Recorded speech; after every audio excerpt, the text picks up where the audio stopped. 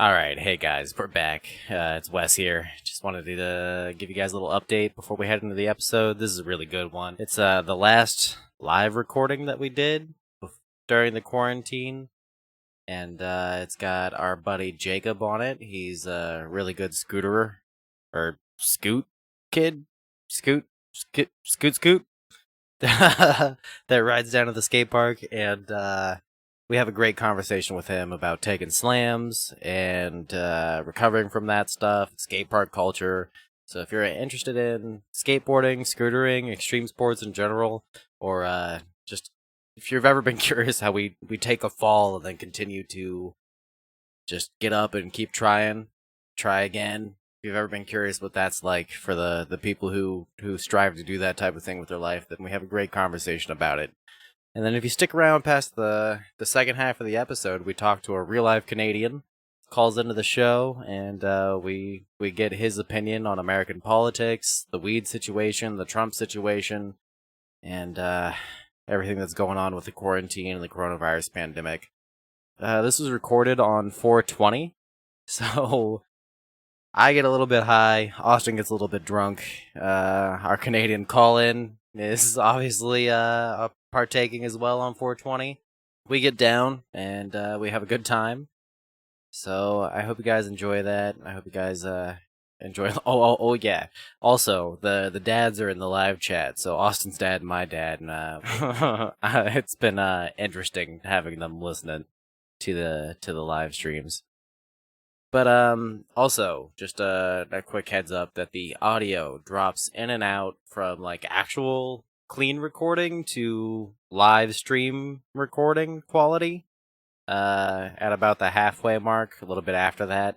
So my audio and Austin's audio in certain places are gonna switch back and forth between decent and great quality. So you'll get a little bit of what the podcast normally sounds like, because we were trying to do a new recording method, and you'll also get a bit of that coronavirus quality that you've gotten used to. So you guys know what to do. Hit me up, hit Austin up, let us know what you think about the episode, and I hope you guys enjoy. Peace. It was such a mental battle and preparation, like leading up to like actually trying it, just like in general. And like once I did, I was like, all right, this is the day it's happening. I just jumped it for the first time since I actually like smacked my dome, and I think probably like 20 minutes later I actually did it. So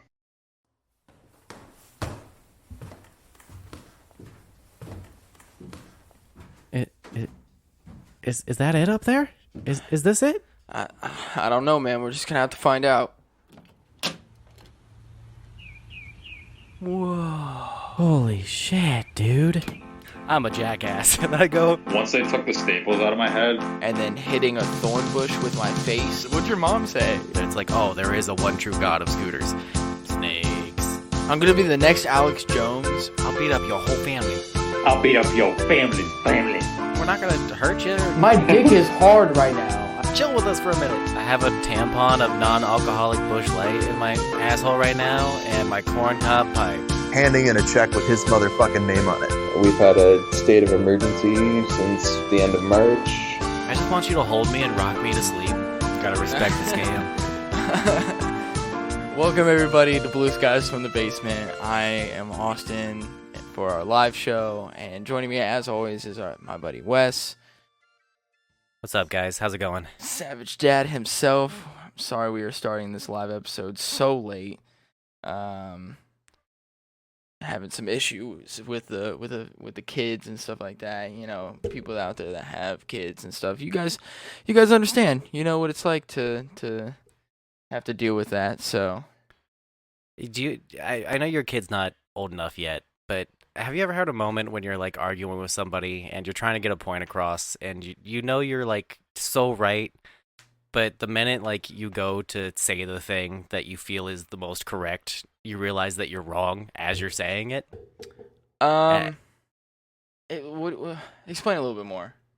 So I just had a moment with Avi, who for the listeners is a 4-year-old. So already I'm having an argument with a 4-year-old. because they won't go to sleep. It's we're starting at like 11, and they're still just up, giggling in bed, being super loud, not listening to anything. We've turned the show off, taken their tablets away. So we've got the door cracked and the bathroom light on, and I cracked the door like even more. And Avi starts freaking out, and she's like, "It's too dark, it's too dark." And I'm like, "It's not dark. The bathroom light's on. Mommy and Daddy are right here. The TV light's on in the living room. Like, it's fine." And she's like, "I want the balloon on." So on their wall, we have like a balloon nightlight Yeah. that we got from IKEA, which, my feelings on IKEA, we'll skip past all that. So we've got this balloon light. And I was under the impression that the light bulb was out and has been out for months. So Yeah. as I'm yelling at Avi, I'm like, "The balloon light," and I flip the switch as I'm saying that, and it turns on, and the light's totally not burnt out. So I'm in the middle of about to yell at her, like, "No, the night light doesn't work anymore." And then I flip it on, and it turns on. And I'm like, "Oh, I'm a jackass." And I go, "Never mind, Avi," and walk away. So they got their nightlight, and they're behaving now. Crystal had to separate them into their separate bunk beds so that they would behave. We got a Magic School Bus playing. Nice, nice. Also, what's up, Jacob? I see you entered the chat. What up, Jacob? That's Scooter Boy from down at Sycamore. Oh, no shit. Oh, what's up, Jacob? Yeah. I thought it was Nava. I guess you would have said Nava. So, but no, Jacob, dude, what's up, dude? I miss you so much, man. I know, it's been forever since we've It's seen been him. so long, dude. I'm sure he's still out there fucking shredding on the scoot. I bet he is. I mean, I see his Instagram stuff all the time. One of my favorite scooters. Yes, for sure, dude. For sure. One thing I'll never forget, though, is hearing about his slam. And I'm so upset that I wasn't there for it. Like, which is kind of a bad thing to say, where I'm like, I wish I was there to see, like, one of my friends, like, slam. But it was also, like, I don't know. People can describe it, but you don't really know, like, unless you're there. You know what I mean? Yeah, it was gnarly. I heard the slam, but didn't actually see it happen. I just saw him on the ground. But So getting to see like the video leading up to that moment was it was one of the more gnarly slams that's happened down at Sycamore. oh yeah, we did have another kid. I think his name was like John or something like that, who like wasn't that good of a skater, but he ended up like cracking his head on the rail or something like that, on the flat rail. Yeah. Back when I think Jacob wants to tell his story, so we'll let him hop in real quick. What's up, Jacob? Am I here? yeah, You're here. Yes, dude. What's going on? not much. How are you, man? Hanging in there. I mean, just gotta find the little stuff to keep going every day. Yeah, what are you doing? It sounds like you're farting a whole bunch. You taking a big old shit, man? I mean, dude, I did a minute ago.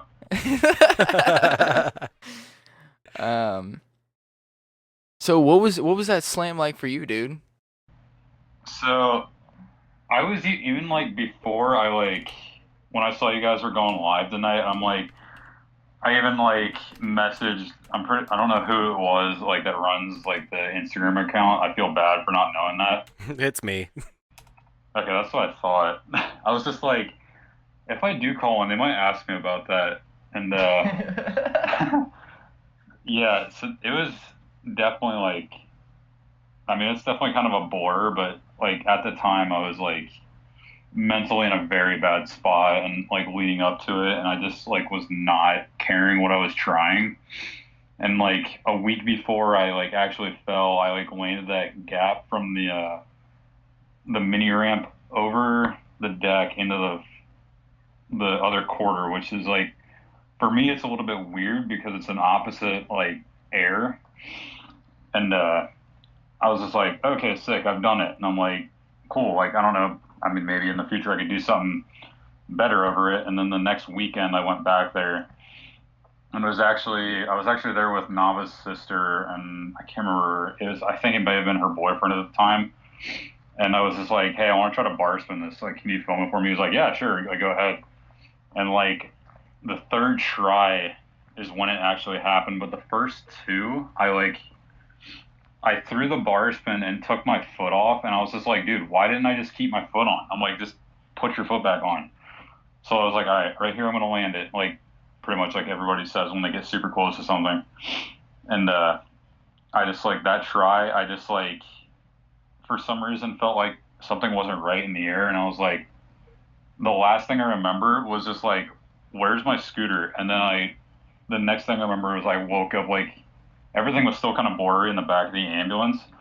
And I was just like, what happened? And I just like looked down at my hands and they were just like had blood all over them. And then the next thing I remembered, I was like in the hospital and like my mom and my sisters were there and they were just like, yeah, you knocked yourself out. And I'm like, huh? Like super confused. Dude, it was insane. Like I know Wes had like just gotten there, but I know he said he like didn't actually see the slam. No, I just we were trying to calm you down after you kind of came back too, but even when you came back too, until the ambulance got there, you really weren't clear-headed yet. Like we had to keep reminding you, like there was blood on the ground, and we were trying to hide it from you when you kind of like were able to talk to us. Yeah. But we'd get you talking to us for like 30, 45 seconds, and then you'd see the blood again, and then you'd go, "What's that? Is that mine?" And we'd have to calm you back down like every 30 seconds. Dude, that was like once I was actually like better. I that was like the first thing I asked Sierra was just like I just have to ask, was there blood on the ground? She was like, there was a little bit, and I'm like, was it cleaned up? And they're like, yeah, we tried to do it the best we could. I'm like, all right, good. That makes me feel a little bit better that kids aren't like scarred. So you like almost died here. That's like as soon as you come into the park too. So it's like, Yeah, that's like what I felt really bad about. it, Which of course, like especially parents are gonna see like, yeah, this isn't safe to be here. yeah. I mean, it's not necessarily safe to do extreme sports. You know, we got to take precautions and stuff. I mean, that's why you're supposed to wear a helmet and everything else, which I know that none of us actually do. But that is the risk. Right. That is the risk that you're taking when you decide to do that. You know that like you could knock yourself out and knock your head enough that you're bleeding and shit like that. But so not you or Jacob, you didn't. You don't remember talking to them after you fell. You just remember the back of the ambulance, and then once you got into the hospital. Yeah, like so from like the Whoa. time I fell until I got into the ambulance, I don't remember a single thing. Like it's literally just like I was asleep. Like I don't remember. I know I had a seizure. That's like one thing I was told. So, which is like super crazy to think I actually like had a seizure for the first time in my life from that fall. So follow-up question: would you ever try it again? I actually landed it a few months back. Yes, yes. That's actually. I mean, that's awesome. Did you? You posted a clip of that on Instagram, correct? It was actually a video on my YouTube I posted. I knew I'd seen that somewhere where it was like, oh shit, Jacob finally landed that trick. Do you Yeah, have the Do you have the video of the fall? Oh yeah, I like keep that always like on my Yes, phone. no, yeah. Where can like do you just have it on your phone? Did you post it anywhere or? It's on my Instagram. I think I posted it like a week after I fell, like saying like, oh yeah, like I fell. Like if you guys didn't know, like I'm fine now though. It's okay. I want to So- see if I gotta see it, dude. I don't know if I can find it, but Dude, it's wild. Like surprisingly, like half the Pickerington locals have never seen it still. Like, and it's been like a little over 2 years since it happened. oh man, it's been 2 years. Oh, I'm gonna have to go like far back. Yeah, Yeah. so like going back to like when I like went to actually land it, it was like so like for a while I just like kind of like chilled with like the bigger stuff, but then like I was like in the middle of filming like an actual like edit from the park with everybody, and I was just like, dude, I was like, dude, I want to land this. This has been in my head for ever since I fell. Like I just gotta land it to like get all that like bad like just energy out of my head and like just to do it. And like I said, I've like thought about it ever since I had ever like fallen, and like I was like finally one day I'd like gotten like 3 clips that day, and I'm like, all right, I have my helmet in my car. I'm gonna put it on. I'm gonna do it. And like I think Malik may have been the one to film it, but I can't remember who exactly. I did, but it was such a mental battle and preparation, like leading up to like actually trying it, just like in general. And like once I did, I was like, all right, this is the day it's happening. I just jumped it for the first time since I actually like smacked my dome, and I think probably like 20 minutes later, I actually did it. So I'm actually looking at the video. I found it.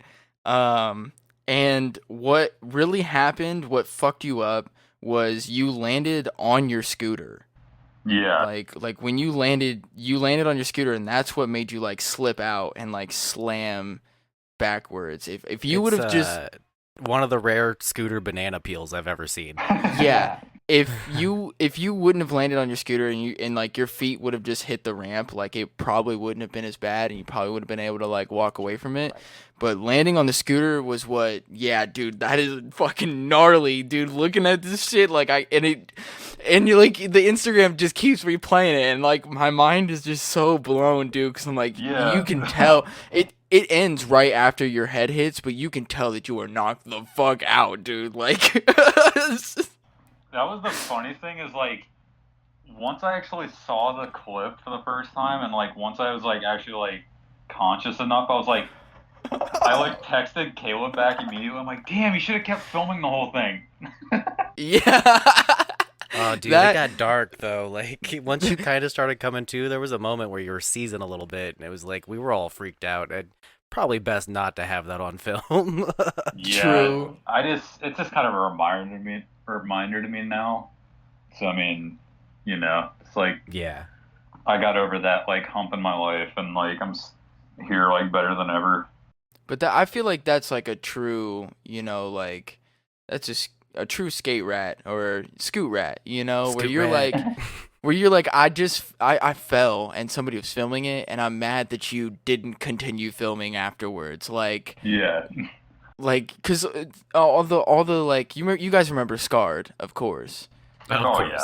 yeah. Yeah. So all those videos, they continued to record after the person like fucking bails, or like the dude cuts his nuts open on the end of the rail and shit like that. Dude, don't remind me of that one. Yeah. So I feel like that just shows kind of your dedication to it too. That you were even like, oh, you should have kept filming just so I can like see a part where I'm like not all the way there. I wanted to see that. Like that's a true skate rollerblade BMX rat right there. Like anybody that's in extreme sports and you're like, oh, you should have kept filming. That's how you know that like you are dedicated to this shit. When you want to see the bad shit, you want to see your fails, and then it's probably like you landing that trick probably just made you feel a million times better than if you would have just like regularly bailed that day and then you would have landed the trick. You'd have been like, oh yeah, cool, I landed it. But now that you're like, I fucking knocked myself out, tore my head open, went to the fucking hospital, went back later on, and I finally landed the trick, like the gratification that you feel from landing that trick is just so much more now because you went through so much. That's why people are, especially people who skate or scoot or do any of that extreme sports stuff. That's why we'll watch a 20-minute YouTube video of Aaron Jaws Hamoki just eating shit over and over again down a giant stair set, down and then 22 to finally stairs. Watch him, right, and to finally watch him at the end of it, like we get that adrenaline hit of being like, yeah, he finally got it. It almost feels like you're there, like you want to clap the tail of your board on the concrete for him, like. Dude, yeah, for sure. That's like. Oh, fun. I don't want my bed to fart in front of you guys. So, and like even like yeah, like I have the clip and like I have the memory too. But like I even like once they took the staples out of my head, like I asked them if I could just like keep them. So like I keep them in my room in like a little like plastic like medicine jar to kind of remind myself like, dude, you did this, you got over it. Like look where you are now. You're still here. You're still beating. You're still scooting. All this stuff. Dude, you're so badass. That is so fucking badass, dude. Like that's some hardcore shit right there. But again, you're willing to look through like your hardships and be like, okay, I went through this really low point, where I fucked myself up, but now look where I'm at and look how much stronger I am because of it. You know what I mean? Like. Yeah, exactly. Which I don't know like exactly like how many people are listening right now, but I mean definitely like I try to be as positive as I can. Like definitely try to put that into your guys' mindset if you're like in a low spot and you're just like trying to figure out what to do. You just got to find those little things that keeps you going. Yeah, for sure, dude. And anything in your life, regardless of whether it's, like bailing on your scooter or skateboard or even just in life in general, like you lose your job or something like that, like trying when you go through a hardship like that and then you're just like, all right, well, I'm going to get myself out of this. Once you get yourself out of it and you look back on those times, you're going to be like, okay, like I can actually fucking do this. Like, look at how far I've come and how strong I am. And it's going to be a constant reminder to you of how strong you are. I love Exactly. how Yeah. I love how nice you are, Jacob. You were like, I don't know how many listeners you guys have. It's cute that you think we have listeners. I mean, dude, you got to support the homies no matter what. Hey, I appreciate it, man. Jacob, I just feel bad because like I haven't listened to as many podcasts as I would have liked of you guys, and it just sucks because like you guys are like one of the only local ones around.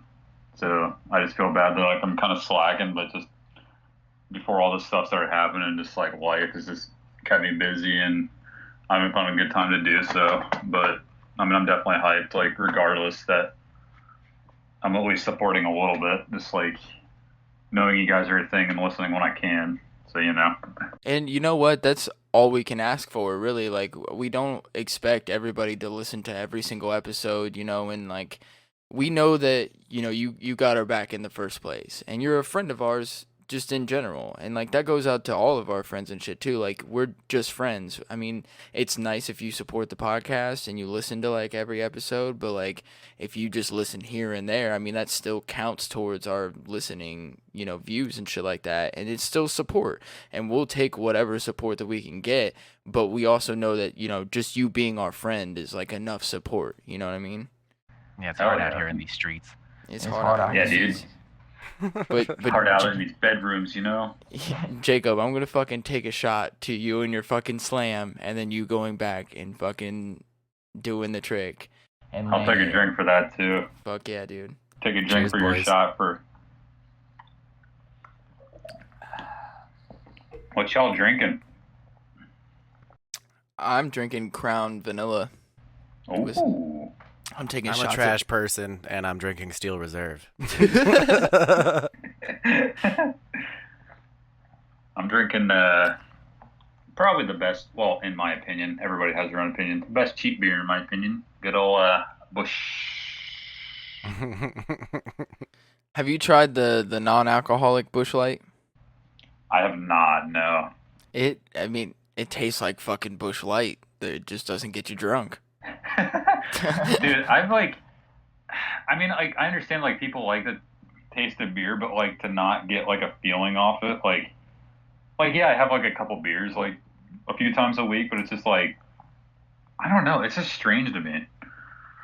It's just like, I don't know, it's hard to describe for sure, especially like Oh, dude. craft beers that's like non-alcoholic. That just doesn't make any sense to me at all. It's sacrilege. It's total sacrilege. Dude, You're for betraying real. the beer. So speaking of slams, Wes, what was your worst slam? Oh, dude, he's got to have a good one. Oh, I'm I sure. mean, I've never really slammed serious. I've had a few scares. Like I've smacked my head pretty good a few times. One of my pupils is actually smaller than the other one because I've had a pretty nasty concussion before. God. Hell yeah, dude. I fell down the hill to the entrance to the Worthington skate park. Like kind of by the 270 ramps up here in Worthington, and that hill's like pretty steep. I just did a patch of gravel and fishtailed backwards. And fell backwards down the hill. But I just had some bad road rash and a mild concussion, so nothing serious. Did you go but- like all the way down that hill, like towards like the back half of that parking lot? Yeah, and I was used to bombing that hill. Like I had just gotten to the park and I was like, I'm gonna bomb this hill and then go skate like I always do. And I had just dropped the kids off at school with Crystal, and I had to work that day, so I was like, well, I'm up. I'm gonna go skate. It's like 9 a.m. There's nobody there at the skate park, and just immediately fell. And then my dad and stepmom were like going on a trip at the time, and I'm on their insurance, or was at least, and I had to call them and be like, hey, so I just showed up at the skate park and ate shit. I need the insurance information. Like driving on the way to vacation. Bro, I've Um, bombed that hill so many times, and like there is like gravel just like random throughout that whole like fucking that whole hill. Like there's just random little gravel patches or whatever, and that was my biggest fear. It's like when you get to the bottom, you're just like it like shoots you out, whatever. But like the whole way going down is my biggest fear. I always wait until after I'm done skating to bomb the hill for that exact reason. Yeah, just in case, make sure you get a good session in first. Right. What about you, dude? What's your worst slam? It would definitely have to be, I think, the one that I had at Skate Naked. For sure. Oh, yeah, I remember that. Yeah, I went from like 6 feet in the air to like straight on my side onto concrete, and I didn't knock myself out, surprisingly. But what I do remember was being in so much pain that I couldn't even make a noise and I couldn't move. Like I literally just laid there in silence and just like was just breathing, but was in so much excruciating pain. Like normally people like scream, you know, or like make noise or something like that. I just laid there in silence, dude, and like Oh my god, dude. So you know at Skate Naked, like when you go into the big street section, all the way to the back right, there's like that bank to ledge. Yeah. So I had hopped up onto the bank I got hopped up onto the ledge and went to go hop off of the ledge, but I don't honestly remember what happened. All I remember was like laying on the ground. But I went to go pop off the ledge and something happened and my board didn't come with me and I went, I don't know, Wes, can you, because I don't remember exactly where I slammed at, but I do remember being like away from the fucking the like ramp, you know, like You know, I those, do. you know those videos where like a parent and a kid will run at each other with those like workout balls, and then the kid will just go like flying. Yeah. That's what happened to you. Like you got up to the top of it and then just like bounced off of it to the bottom somehow. Like Oh my god. it seemed like a video game glitch almost. So you're Like telling me a skate. Sorry, go ahead. so you're telling me I missed the whole ramp and just went to the concrete? I I don't clearly remember what happened. I just remember being like, that did not just happen. Because I'm pretty sure, like, I remember, like, we need Alan here, because Alan was there, I'm pretty sure. And I'm sure that he would remember it, too. But, man, and my hip hurt so, because I'm a skinny person in the first place, so, like, my hip bones kind of, like, stick out. And I just remember my, like, left side hip bone hurt so fucking bad, and I, like, limped back to the fucking picnic table. Yeah, that was definitely my worst slam. Even the going down the wagon down that hill by the tennis courts at Sycamore and then hitting a thorn bush with my face. No, the slamming on my side definitely tops that all day, cuz that shit, I'm surprised I didn't knock myself out, and I'm surprised that I didn't break anything too. Yeah, dude, you're all bone. I'm surprised you didn't crack your hip. My dad's in the chat, and he's saying his worst fall. If you guys have ever hit Westerville, there's one of the main ramps there is just like this big bank that's kind of like up on the raised platform where the bowl is. And he used to fly from the back side of the park up kind of where like the hubba and the ledge are, and then do a blunt slide around the pocket of that curved bank. And he got tossed one time and cracked his head pretty good. Oh, damn. 14 stitches. Holy yeah, he's shit. saying 14 stitches, and now he wears that stupid helmet. Jesus. Oh my god. Yeah. And then Yeah, he's even pulling up ones that I don't remember from when I've fallen. There was a skate park in Boulder, Colorado, where there was probably like a 6, 7, maybe 8-foot bowl, and I was rolling into it and trying to do like a foot plant over the spine, and just hung up on the roll in and landed flat onto my arm and ribs. Oh, dude, you knocked or knocked the wind out of yourself? I don't think so, but it was weird breathing for a minute. I probably thought I did. And Wes, you've gotten in one single contest at Westerville, right? I'm pretty sure. You got worst slam and best trick. Yes, yes, I did.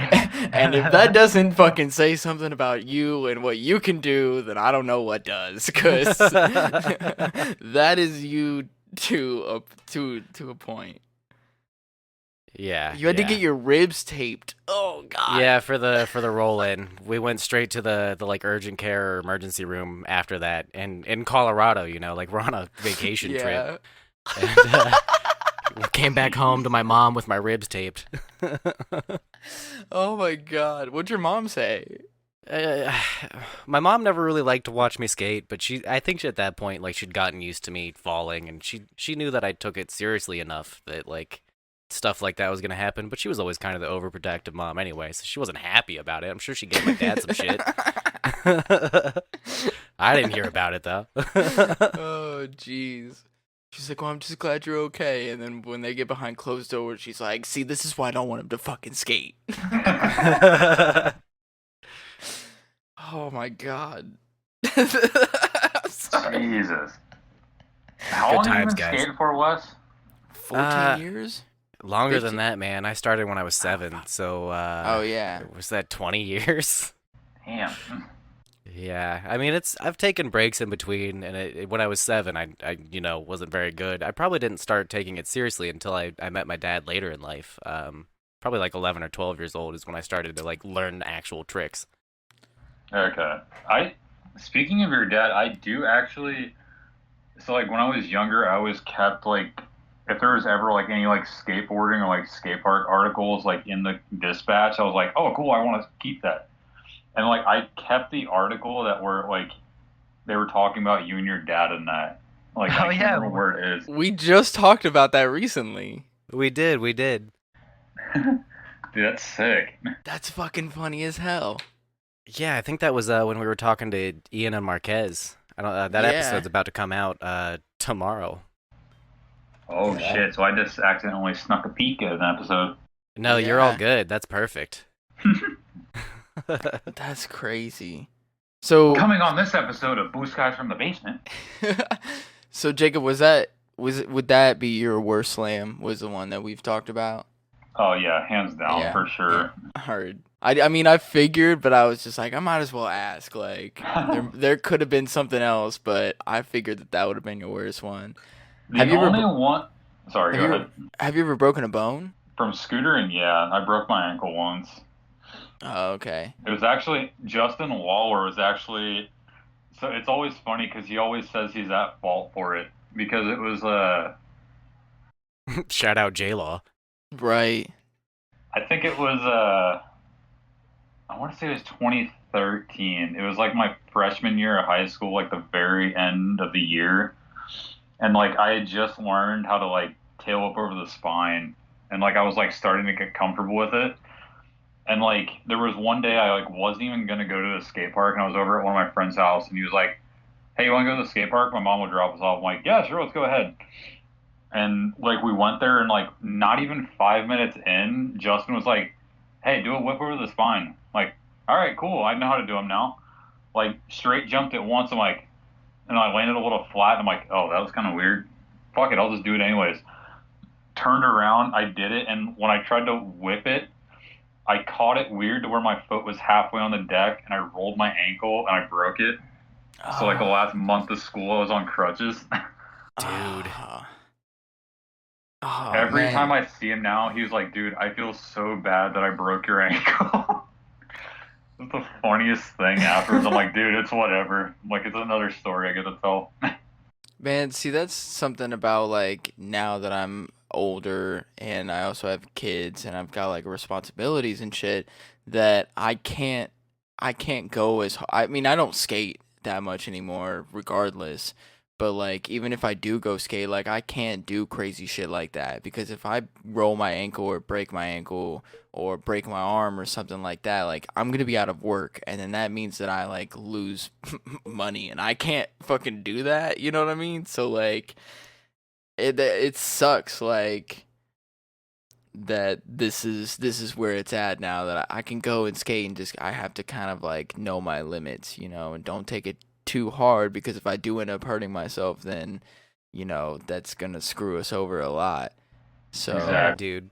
Yeah, anytime I go night skate now, because I have to wait till the kids are asleep, and obviously I work during the day and help Crystal with the kids during the day. So when I do go skate, it's the middle of the night, and I'm always paranoid about like cars or falling down hills that I think I can bomb. Like, yeah, yeah, it's a lot more serious when you've got people relying on you rather than just being like a teenager down at the park all day. Yeah, that's mhm, like I'm at that age now where I'm like I've got enough I have to worry about where I have to be like somewhat careful, but there's always like those times where I'm like, all right, I'm trying this trick, but it's always like you always have that like what could go wrong in the back of your head, like once you That's get to a certain point. that's what stopped me from doing so many things like just in my life in general, and especially with skateboarding, is like I can't quiet that voice in my head where it's like the worst is gonna happen. You know, like Yeah. that's why I loved Benny's house and I loved drinking was because when you skated at Benny's and you started drinking and everybody's like skating hard and having fun and shit and it just like gets you hyped and then you like build your confidence up and then like you just don't care and you just go for it. It's like fuck it. And like I've had some of my greatest times skating at Benny's, but and that's kind of why I like drinking and skating because I can kind of quiet that voice in the back of my head and be like, just fucking go for it. And then most of the time when I fall, anyways, I'm a little tipsy, and so I don't really feel all the pain, anyways, and so I just fucking walk it off and then go back to skating. That was the best part about Benny's too, is even if you do fall drunk, you can't really get that hurt on a 2 foot quarter. right, right. Like we're not really going that fast, and there's not much that you can do, which makes me mad at myself that I still can't like blunt like finger or what do you call that? Not just a regular blunt, but where you grab the board like and jump back Cheater in. blunt. Yeah, a cheater. Yeah, a cheater blunt. Like if I, it makes me so mad that I just can't do that when I'm like, it's fucking 2 feet, bro. Like grow a fucking pair of balls and just do that shit. If it makes you feel any better, I can't do them. Well, you're also a scooter, so it's a little. I don't expect you to, you know, like. But I mean, I also haven't been skating since I was 7 years old either, you know, like. So Wes definitely has a. I started skating. That's like how I got into everything. Oh, Because really? like now, yeah, because like now it's like I see like other people do tricks, and I'm like, I feel like that should be somewhat easy. But then like I'll just see like everybody else. I'm like, okay, well, I mean, I can do scooter tricks. That's cool. You know? I I I love that like scooters in general just kind of get all this hate and shit like that. But anytime like and I make scooter jokes, don't get me wrong. Like I'm not gonna lie to you. Like I make the scooter jokes and I also make the Dude, fruit scooter riders make scooter jokes. and I make the fruit boot jokes too, you know? But they're anytime that I make that joke and I'm like actually talking to somebody, I will also bring you up and I'll be like, okay, but there is this one guy that I know that is like actually like legit good at like scootering and like he's fucking legit. Like he is better at scootering than I am at skateboarding. Like fucking for sure. Okay. That's like always the funniest thing. Like whenever I go down to the park and there's like always like an OG like Pickerington local there, they're like, "You were the one that made scooters cool in Pickerington." Like Yeah. everybody else fucking like made it whack. I'm like, just kind of like, oh, sweet. Yes, I did something. Dude, that Do is you a huge sorry, thing. Austin. No, you're good. That we're I the was just gonna OG. ask if he knows Dylan from the Westerville skate park. Dylan Okay. Casson with the ginger beard. Yeah. Dude, He was that scooterer for that park. Like I think every skate park has that one scooter that's like, oh, there is a one true god of scooters. Like, he seriously is like, he was literally like one of the first, like, because he's actually like a super well known pro. He's like one of the first guys that got me into scootering. And like when I realized he lived in Ohio, I'm like, he's this close to me. And like whenever I would see him like every like 6 months at like Gahanna or Westerville, I'm like, oh my god, it's Dylan Casson. Oh my god, be cool, be cool. I'm just like starstruck about it. How Yeah, we're are like you? super good friends now though, which is like super sick. Like I never thought I would be friends with like one of my idols, but you know, How you were for him was how I was for the first time that I saw Wes, and then actually started to talk to Wes and got to know Wes, cause like I had seen him skate maybe once or twice, but after the first time of me seeing Wes skate, I was like, oh my fucking god! I was like, I gotta fucking know this dude. I was like, I gotta talk to him. Like, he's gotta teach me your ways, oh master. Like, I was like, holy fuck. And now it's crazy that like this is my best fucking friend. Like I just get to chill with him all the fucking time, and I do a fucking podcast with him and shit. Like it blows my mind. dude, right? I was gonna like Wes is of course like an OG local, no hand or like hands down. Sorry, I'm a little bit tipsy right now. It's all good. But yeah, he's like always just been like one of the coolest, chillest dudes. Even like when he's like stressed, like trying to trick or whatever, he's just like, fuck. I'm like, all right, it's cool, man. I'll do it like this next try. He's always been like super fucking cool with everything, and he was always like super accepting of me whenever I met him. aw, thanks, guys. I never felt that way as far as like I always felt like the awkward dude at the skate park, but I appreciate it feels good to have kind of that reputation out down at the park. It was completely by accident. Dude, it's always been like I've I've said this for a few years now, and I randomly said it to this one chick that's like, that's all you need to know. She's a chick, but I was just like, bro, you're not normal if you're not crazy, and that's like always stood true with me, like in my life. Yeah. So like whatever makes you like that like form of like whatever like the normal like the quote unquote normal society thinks of you as crazy is like that's normal. Because it's just like you don't want to see like some dude in a suit like telling you what to do. Like that's like, oh, he's a fucking kook. Well, he really is because he's like, dude, you're literally just like in a suit, following a routine every single day, like from some like big ass dude. Yeah, normies are the crazy ones. Exactly. So you guys are OGs because you guys are like Wes, you're an amazing skater, and Jacob, you're an amazing scooter. And I feel like with me, I'm a different kind of OG because I'm not like a crazy skater. Like I've landed some cool tricks and shit like that. Like the Nollie 360 sex change. That was one of my like highlights for sure. Fuck, dude. Yeah, but Yeah, that trick's gnarly. I'm one of the OGs for just being somebody that like that also with you guys that just having a good time. Like I was always down there to have a good time and just like hang out with people. And like all three of us are OGs, but for me it's more of like a social OG. Like people just know who I am and shit. And like for you guys, people know who you are because people have talked about you and been like, "Oh, you guys have landed these crazy ass tricks and shit like that." But for me, it's like people are like, "Oh, he was just here." Like he was just around. Like Austin's just been around, you know. Like he's just an OG because he was here when Wes was landing Christ airs over the fucking quarter to bank, and he was there when fucking Jacob was doing crazy shit. Dude, that's like, yeah, like if you're known in any sense of the word, like if somebody like knows your name and like they can be like, oh yeah, that's that guy who did like whatever, like on a skateboard or just like whatever at the park, like you're considered an OG. Like it's not like even like the workers, what everybody calls them. Like I even call some people that, like just because they are. Like if you like know like the OG workers, like they're OGs too. Yeah.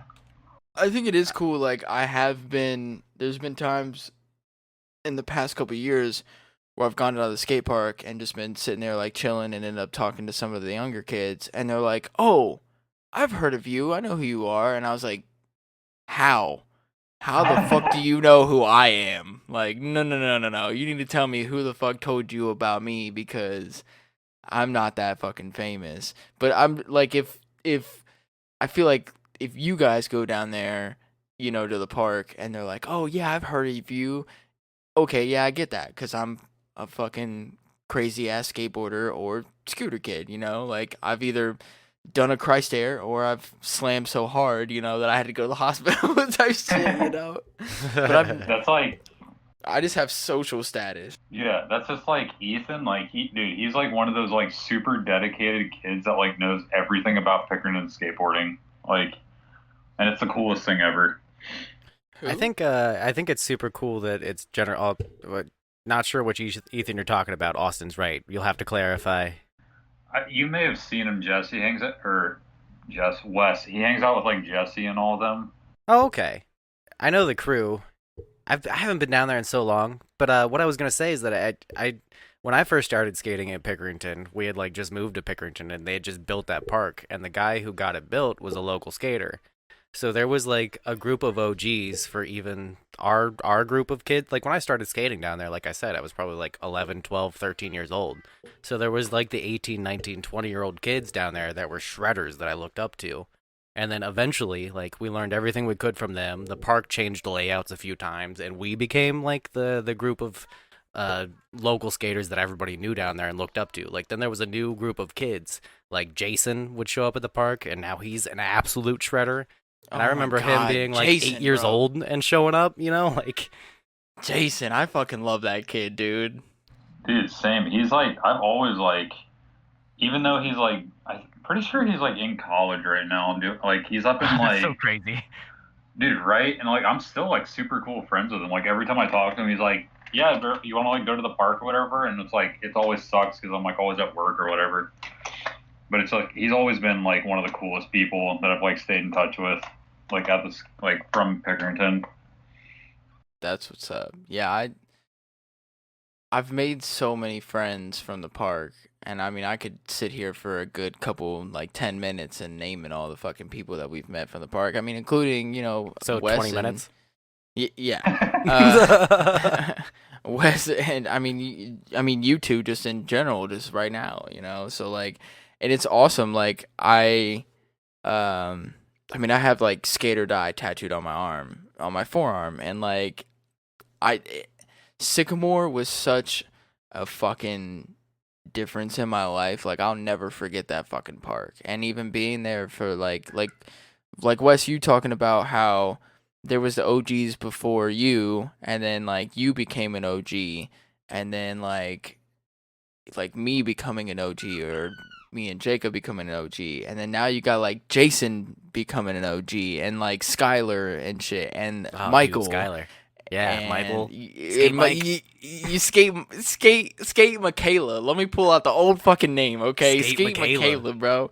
That's my motherfucking homie. Like, yeah, like it's crazy to see the generations coming, but then also like that we're a part of that shit and that we helped grow that shit, and that when those younger kids kind of came in, like we knew how to like, because of the older generations and shit and just skateboarding in general, we knew how to kind of like raise people, and being like, hey, like have fun here. We want you guys to have fun, but also respect the park. You know what I mean? Like, and respect the people around you.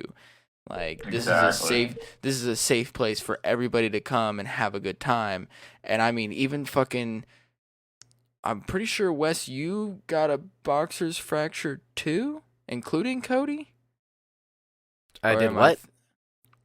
Did I know Cody got a boxer's fracture, and I'm pretty sure you did something to your wrist too.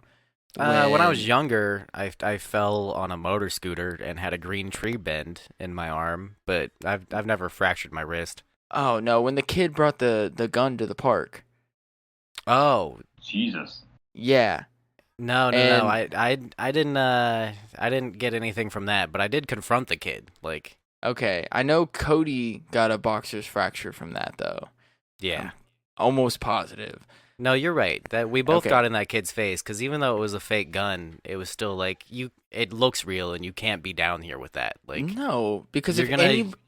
if anybody sees that shit, dude, like all the fucking people that are out there playing soccer or any fucking parent sees that shit, like they're immediately gonna call the cops, and then you're just causing problems for the park. And we don't want that at all. We've never had to have the cops called on us before, so like you're just causing problems right now, and you could cause so many problems that they could eventually shut the park down. And that's what I mean. Like we knew the respect of the park while still having fun. Because let's be real here, like we all did some crazy shit down there. Yeah, that's like always like I always like whenever I see like just the little kids like or like the younger kids that just like cool, we're at a skate park, let's do whatever the fuck we want. And then there's like always like there was actually like later in the year last year there was like some kids that like spray painted the park. I wasn't there the day that it happened, but like Ugh. when I did see the days like the kids that did it like afterwards, I was just like, yeah, like don't do dumb shit like that again. Like that's just like it's not good for our community and like it's just gonna make us look like even worse than the stereotype than like what people already give us. Right.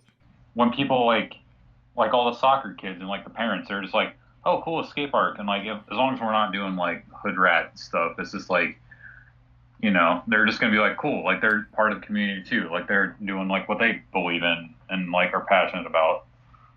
That's something that I absolutely love about skate park culture. Is that I mean, of course, there's gonna be the jerks and there's gonna be the skaters who come off douchey to the general public, but for the most part, like there's a culture at the skate park of like letting people have their turn, and there's an etiquette to like how the park flows.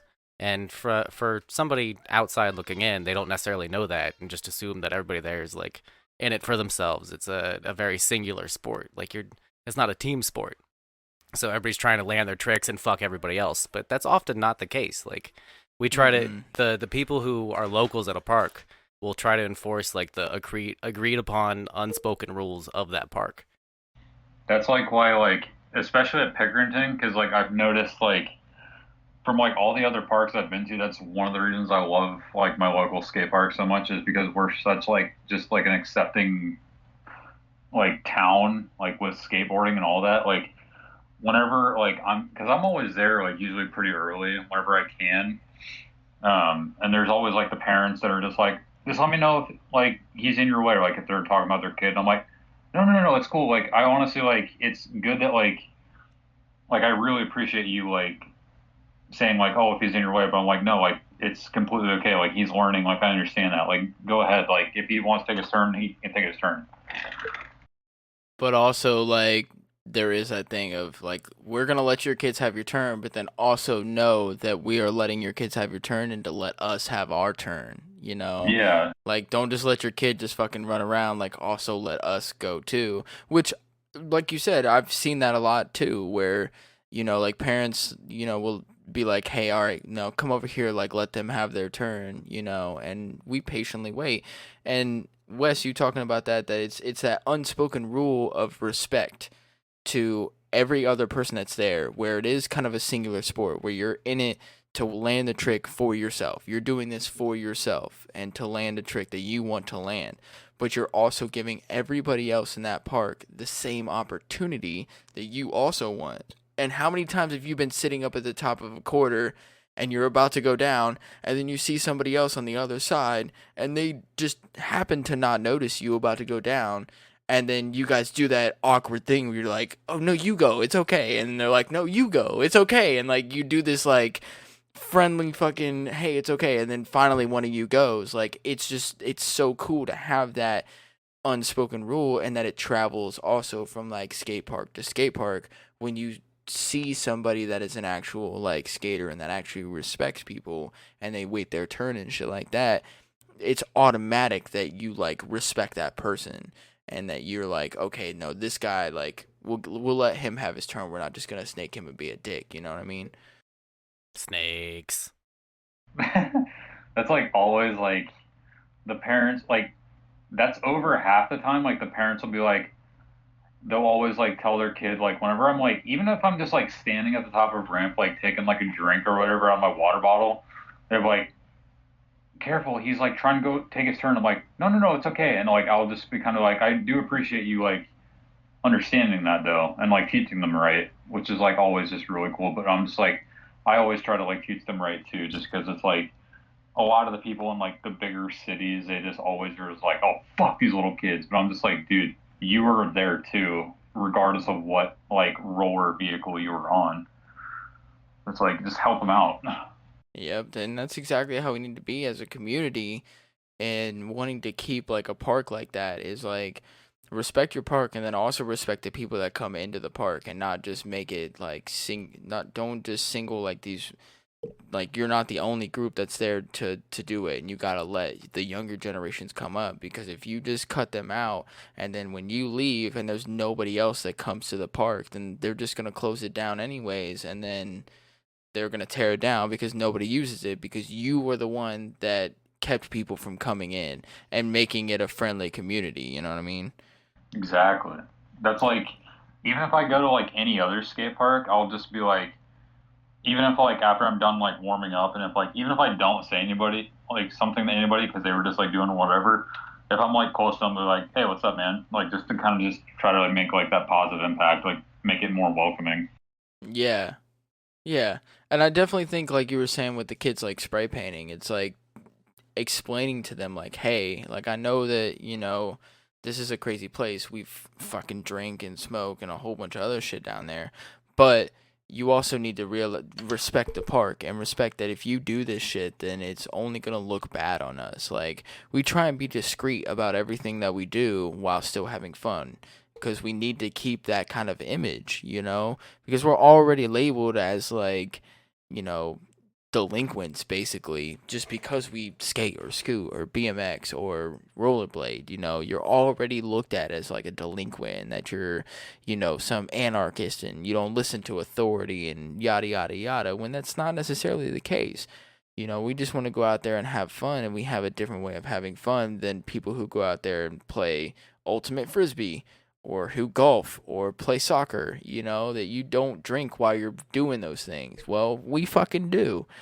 But we also need to have that respect, to the other people that are around us, and create that image that we're not that delinquent. And even I might be fucking tipsy or I might be drunk, but if you come to the park, you're still going to get the same fucking respect that you would if I wasn't drunk or tipsy, you know what I mean? And I was skating. Like, you're still going to get the same amount of shit as you would if I was sober. And that's a huge thing about skate parks that we have to remember, is building that type of community, which I feel with Sycamore we did a great fucking job at. And shit happens, that's inevitable, but it's good that I feel that even with the OGs and stuff, that it kind of carried over with the younger generation that came up after us, that they were still having fun, but then also like, clean up your fucking trash. Don't just fucking leave your trash around and stuff like that. Like, Exactly. That's like the newer generation that has gone to the skate park is like, I've been so proud of them because they're such a great group of kids. Like even the ones that like they're the newer generation that I've never seen in my life. They're always like, "Hey, what's up, man? Like, cool. Like, you do scooter. Like, what can you do on it? Like, can you teach me something on it?" Like, they're never like mocking me, and they're always like super cool with it, and just like always like super welcoming, teaching other people stuff. Like you just said, like picking up trash. It's just like it's just just such a great feeling that like people are actually doing like a good job and like spreading that positivity, and just like a synonym for that word, you know. yeah. No, and we helped build that. We need a thesaurus now. We fucking helped build that. Like, we are a part of that, because that's what we made sure was something that was continued from the OG, generation before us, that actually was there when the park was fucking built, and from the beginning of the park, it's always been that way, and we just have to keep that going. And being assertive with people is kind of a thing. Like, you're not being a dick if you're respecting the community, and that, or teaching somebody to respect the community, because you're going to get backed by everybody else there for sure. If there's one person out there that's like trashing the park or whatever, if you go up to them and you're like, hey, I need you to throw your trash away because we're trying to keep this park clean. And if they cause a problem, you got fucking 5 or 6 other people that are going to come running over to you and they're going to tell them the exact fucking same thing. Like, nah, bro, either you get the fuck out or clean your shit up because we won't have that shit here. You know, and like we don't ever want to get physical, but if it comes to that point, then I mean, we can run that shit too. Like, and Yeah. that's what I loved about that shit. That's why I love Sycamore so much, because the community with Sycamore was so fucking strong, for sure. And to be considered like one of the OGs and stuff like that, like it's amazing. Like I know when I go to the park, if there's somebody there, they probably know who I am from somebody else, and they've heard stories about me or something. Like if I say, like, Lil Dude, somebody I'm sure knows who the fuck I am, and that shit is cool as fuck. Dude, that's always the funniest thing is like, always like, if somebody doesn't know your exact name, they're like, oh no, it's like, oh, whoa, Sky or something. Or like, oh, Skylar? Yeah, I know who that is. It's always the funniest fucking thing. For you, Jacob, it's Scooter Kid. Dude, that's like the funniest thing is because like a couple of the locals, I don't know if it was Holden or like one of you guys. It's like, dude, I remember when you were Scooter Kid. Nah, dude, you graduated to Scooter Man. That was the Holden. funniest That thing. was Holden. I definitely believe that was Holden for sure. I used to just sing like the fucking rap song, like to the handles, to the bars. Ah, scoot, scoot, scoot, scoot, scoot. Every time I saw you pull up. And be like, scoot, scoot. It's always crazy because like even like the newer generation, like they like see me and they're like, oh, a Scooter, but it's like at the same time it's like you guys are considering me an OG, so it's like always crazy as fuck. I think like just the handlebar thing gets shit on a little too much. So it was important for a lot of skaters, especially down in Pickerington, which is a small park, you know, like, and it's a small community as far as like skateboarding communities go. So for them to be able to see somebody as good as you and also to watch you get better was giant for a lot of the people down there. Otherwise, like, you would have been treated like fruit booters, you know? Like, I think a lot of people have that idea and are super protective of their skate parks, like skaters only. Oh yeah, there's like I know there's like there used to be a graffiti Gahanna skate park. There used to be just like locals only. There actually might still be there that graffiti there that says that, but it's still just like I mean, like you were just saying about all that.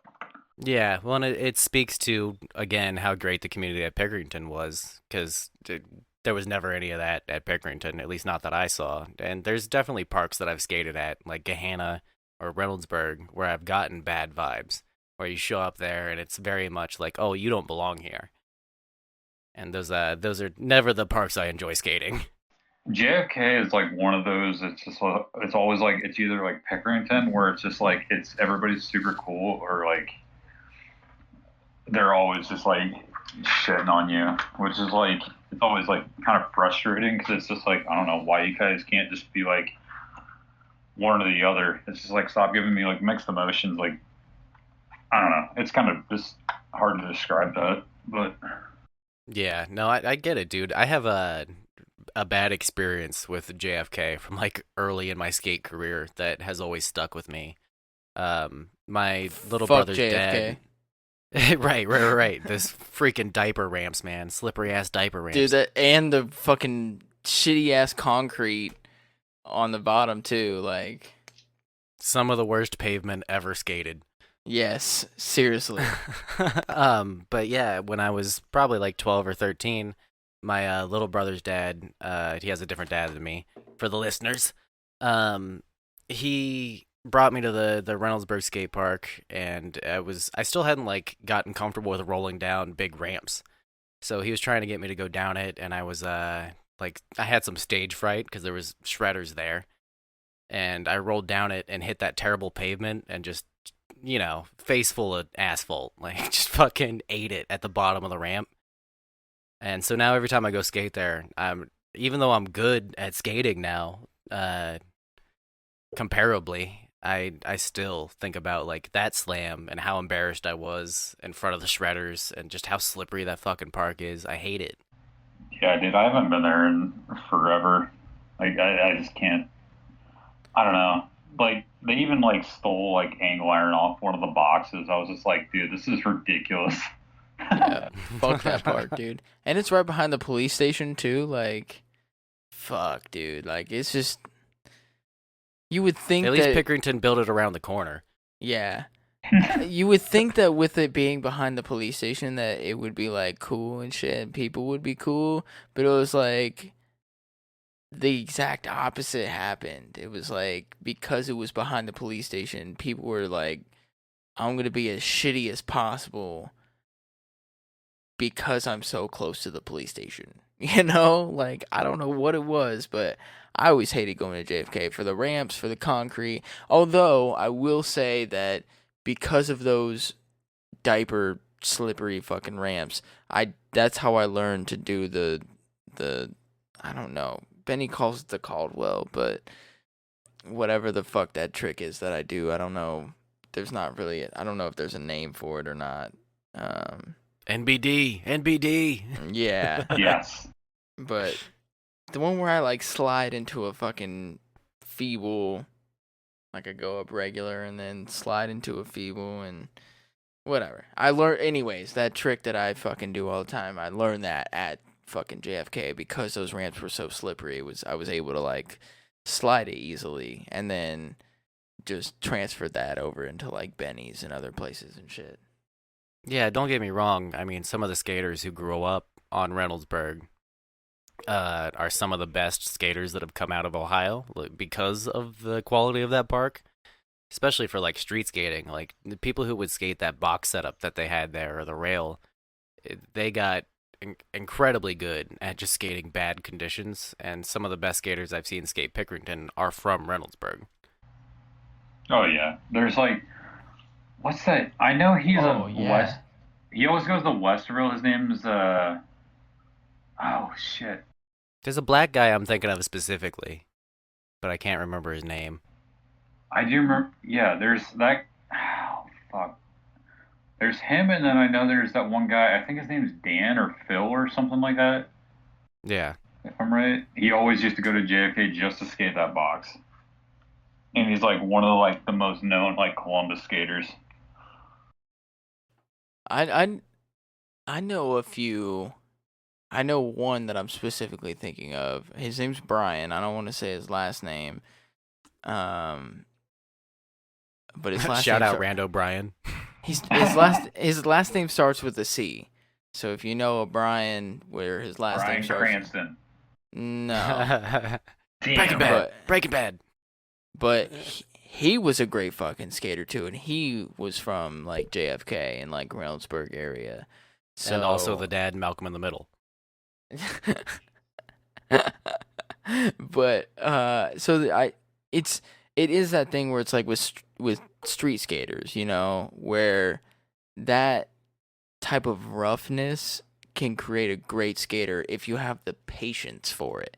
Because if you don't have the patience to deal with a shitty ass park, then but I mean if that's all you grow up with and that's all you know. So if you go from like JFK to fucking Sycamore, you're gonna be like, oh my fucking god, it's gonna be so easy for you. You're just gonna fucking fly around the park, you know, because you've been used to like having to push every single time you go from a quarter to in the middle of a quarter and another ramp. You have to push because the fucking ground slows you down so much. Like, and then you go to Sycamore and you're like, I just fucking glide around the park, you know? Dude, that's what are the exact like words I would have put into that to describe that transfer.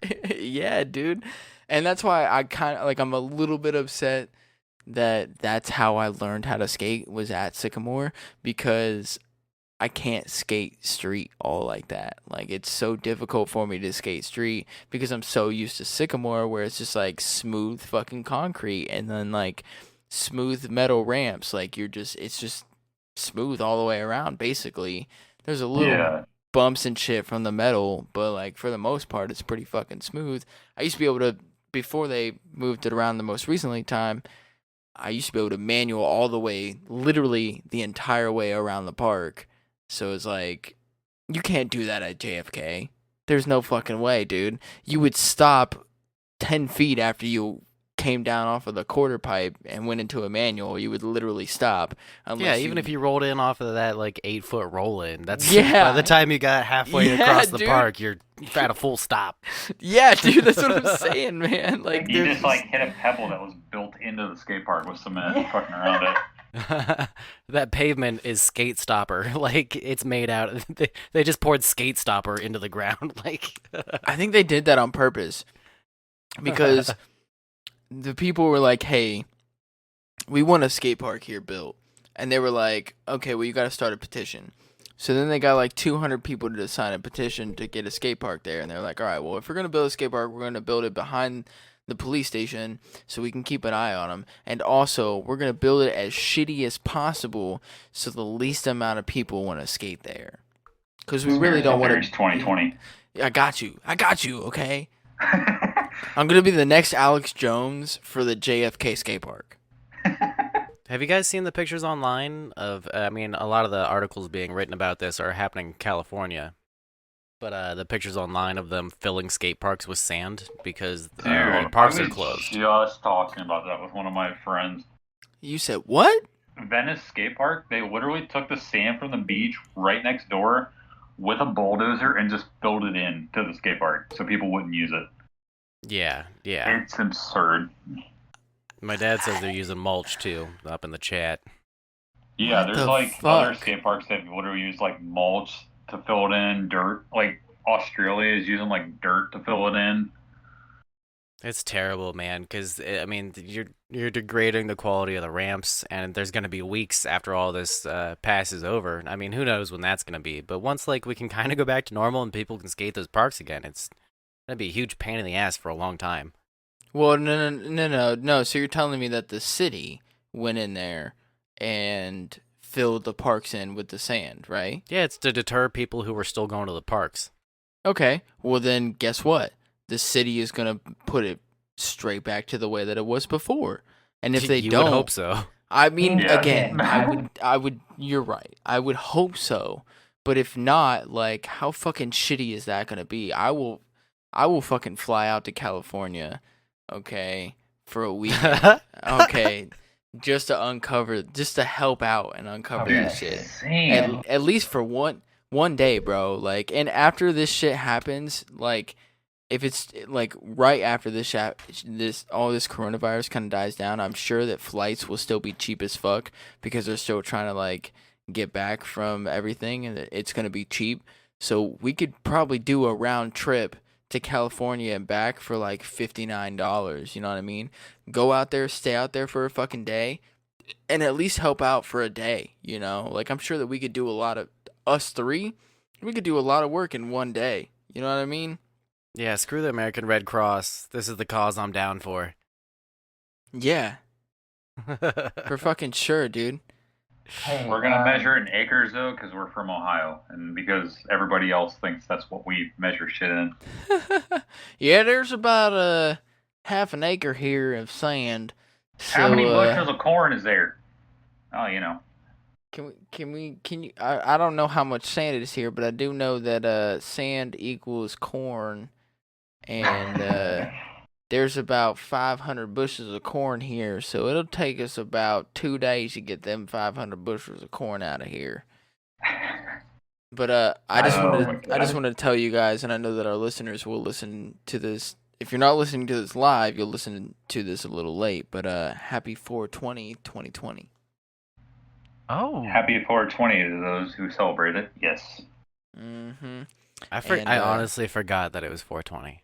Happy anniversary to myself. Wait, what time is it? Oh my It is god. 12:19. Jesus. Oops. Do you have to work in the morning? No, I'm off tomorrow. Or, well, Oh. technically today. So.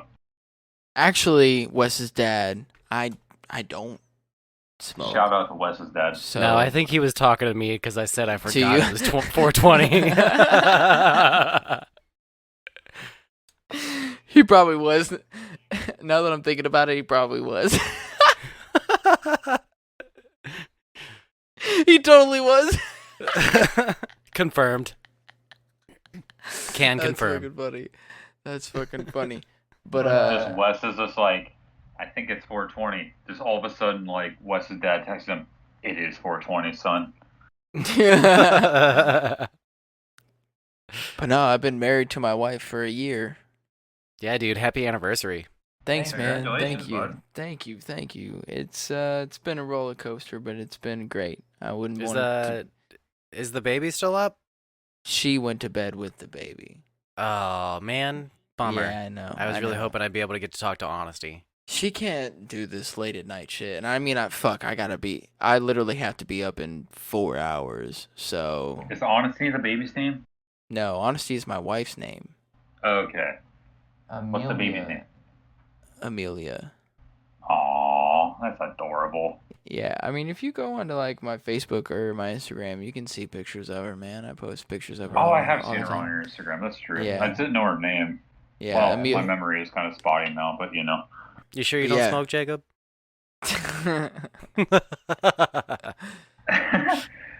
But I no, was it's, gonna say, like, I don't have a problem with people who smoke. Like, that's your guys' stuff. I just personally, there's reasons why, but you know, that's actually Jacob. I don't know if you know this or not, but I don't smoke anymore. you don't. No. After we had Amelia, I had to kind of find a better job and get my shit together, so I quit smoking. Well, shit. July Good for looking out for your family. Yeah, July 14th of last year. Hell So- yeah. Yeah. Yeah, Austin's been kicking ass. Yeah, dude. So, yeah, so I'm not that typical stoner anymore. I'm not gonna lie, I do miss it, bro. People are like, "Oh, well, you haven't smoked for so long. Like, do you still miss it?" I'm like, "Yes." Like, if I could still smoke, I definitely would. Okay, like if they didn't drug test for this shit, I definitely would still smoke. I'm not gonna lie to you, okay? But I can't, so I just have to deal with it. But I make good fucking money now. Like, I got a good job and I make good fucking money, so I'm not. And thank you, Wes's dad, for saying happy anniversary. Thank you, Wes's dad. I like that he's just Wes's dad. You hear that, Dad? You're just my dad. Can I be real with you? I want to say, if I remember, his name is Wally. Oh, that's hilarious that you called him Wally. He'll like that. No, Wally was his Wally friend is- from when they were kids, like skating together. Like, Okay. he's the owner of the old school skate shop down in Yeah, Westerville. I was gonna say Wally is the owner of the old school skate shop. I don't remember. My dad's what your name is dad's Sean. Sean. Yeah. Sean. No, I was just messing with you guys though. Thank you, Sean. So like Shaun of the Dead, whatever. I think of the name Sean now. Me too. One of my favorite movies. I just want to call you. Oh yeah, my dad goes. I was in that article too.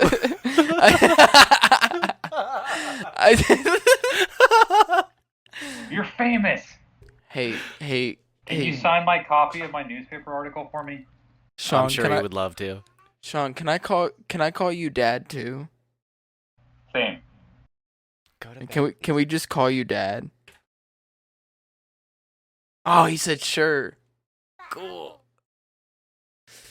Next time Hi, I see Wes's you. daughter, I think. Yeah. Yeah, you guys hear my kids in the background and me telling them to go away.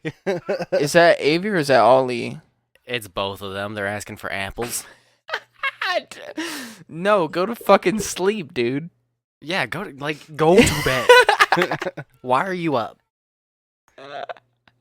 Just go to fucking sleep. They just want to support Dad. I guess so. I mean, they're making this podcast shit hard, man. They miss I'm me. fighting is out what here. it I'm fighting is. for a living. They just miss me. That's what it is. Yeah, they call you Uncle Austin all the time. Do they, wait, hold on. They call me Uncle Austin? Yeah. Uh-huh. You Uh-huh. made it. Uh-huh. Have I not told you this before? I thought I told you that already. I know that they call me Austin, but like I didn't know there was an uncle in front of it. Well, excuse me. They actually call you Often But with Uncle an F. Uncle Often? Uncle Often. I'm gonna cry right now, okay? That's why he never told you that, because he didn't want you to cry. That's how much he loved you. It's tears of joy, alright? It is tears of joy. That's fucking great, dude. I love that shit. Like, I hope you know that Amelia will know you as Uncle Wes. Like, for sure. That's great, dude. That just made me so fucking happy. You have no idea. You just made my whole life. Hell yeah. It's like, I guess, you just gotta tell your wife now, like, hey, we're adopting another kid, just so you know. We're adopting 2 kids. They're not gonna be quiet till I get them an apple apparently, and Crystal's in the shower, so I'm gonna get them an apple real quick, and I'll be right back. Her dad. Healthiness. Yeah! Right. So, Jacob, how have you been keeping yourself kind of sane during all this quarantine shit? Sane, Lord? Just trying to find, like I said, like, just trying to find the little things. You know? Yeah. I work at Mod Pizza, the pizza shop, which, for all of you who don't know, it's like a Chipotle for pizza, so we're considered an essential business. So Yeah. pretty much been working, and then mainly just like I'll take a nap once I get home, like I used to do, but then like I'll try to like be like, all right, you're gonna get outside, go like scooter for a little bit, or even just like try to walk my dog whenever I can. So, you know. That's cool. Oh, yeah. How about you, bud? I mean, I'm still working too. So and right now we're doing like, I work 4 days, 10-hour shifts. So I get Friday, Saturday, Sunday off. It's not bad though. No, I do have to be work at like 6 o'clock in the morning. So I have to get up at like 4:30. So like I said, you know, I literally have to be up in like 4 hours. But Mondays are always like this for me, so it doesn't really fucking matter. But I mean, I've been working, and then I mean, I don't know, man, just chilling with the family, and like I've been keeping myself busy with still playing fucking Counter-Strike a lot. And yeah, I'm waiting for my tax refund to hit. I've had some I've been slacking on mine, especially since they said like, oh, we're pushing it back like 2 months. Yeah. I feel super bad that I've been slacking on it, but still. I had to get mine in because my I didn't realize it, but my fucking stimulus check was going to an old account that I don't have anymore. And because they delivered it to an old account, if it gets returned, they will send it to the address that they have on file. And the address that they have on file for my 2018 taxes is an old address that I'm not at anymore and that I don't want to go back to. So I might not get this whole stimulus check thing. So I'm really just waiting on my tax refund to fucking hit my bank account, which will be more than what I would get in the stimulus check. But if I got my tax refund and my stimulus check, it'd be like a huge amount, actually, compared to... I would have more money in my bank account at one time if I got all that than I would have ever had, ever. So, yeah. That's like, yeah, like, because I'm still on my dad's. He claims us, me and both my sisters are dependents, so like, we're not getting into... Nope, you ain't getting that shit. Yeah, I mean, it's whatever. We're still working, so we're getting at least somewhat of money. So And see, that's I got enough. That's where I'm at. I'm still working, so like I'm not like super upset about it. It's whatever. Like I can still pay my bills and shit like that. But then I've also had some shitty ass fucking neighbors recently, where like when we first moved in here, it was cool, and now it's just been like the people that were cool ended up moving out. And so now I have to deal with like shitty ass fucking neighbors. And so our lease will be up June 30th, and we're going to transfer to like a townhome, so we don't have people living like above or below us. We're just going to be like, we're going to have a 2-story like townhome. Like there'll probably still be people living like on the sides of us, but there won't be people living like above or below us, and like it'll be a lot fucking better anyways. Oh, yeah. So, yeah, dude, it's your been a neighbors little... suck now. Yeah, seriously, since Sean and Nike moved out, bro, it's been nothing but fucking shit. It's been straight fucking shit, and I hate it.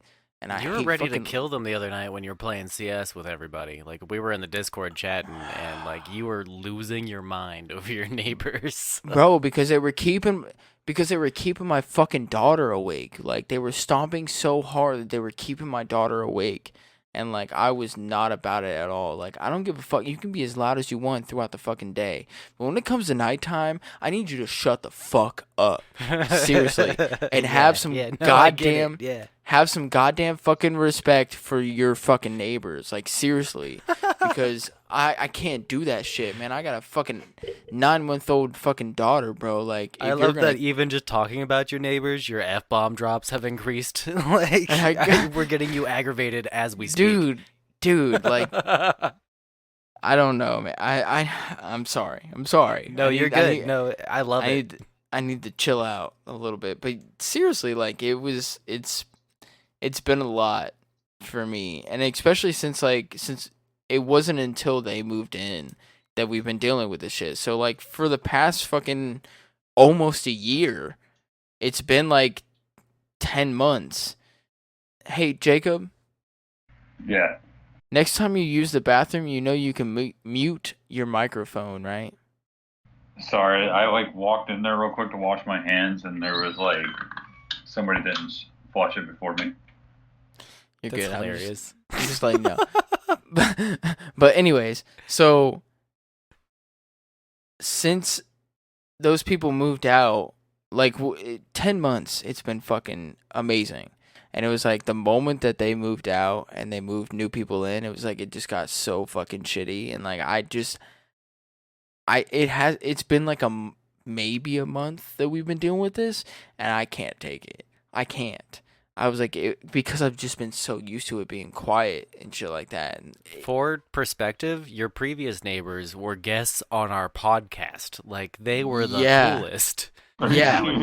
Yeah. Yes.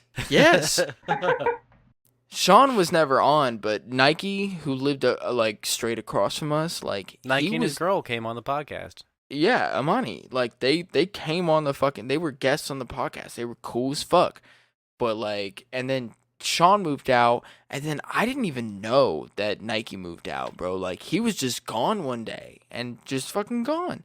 And like, whoever lives across from me, their dad ended up like banging on their fucking door at like 11 o'clock in the morning, like for like a good like hour, and was like telling her, because whoever like actually owns or has their name on the lease or whatever, like is a chick, and I'm pretty sure she's pregnant, but she's been having people just like come and go and fucking partying and smoking weed and all this other shit. Well, he was banging on her fucking door and was like, open this fucking door right now. Like, you need to open this fucking door.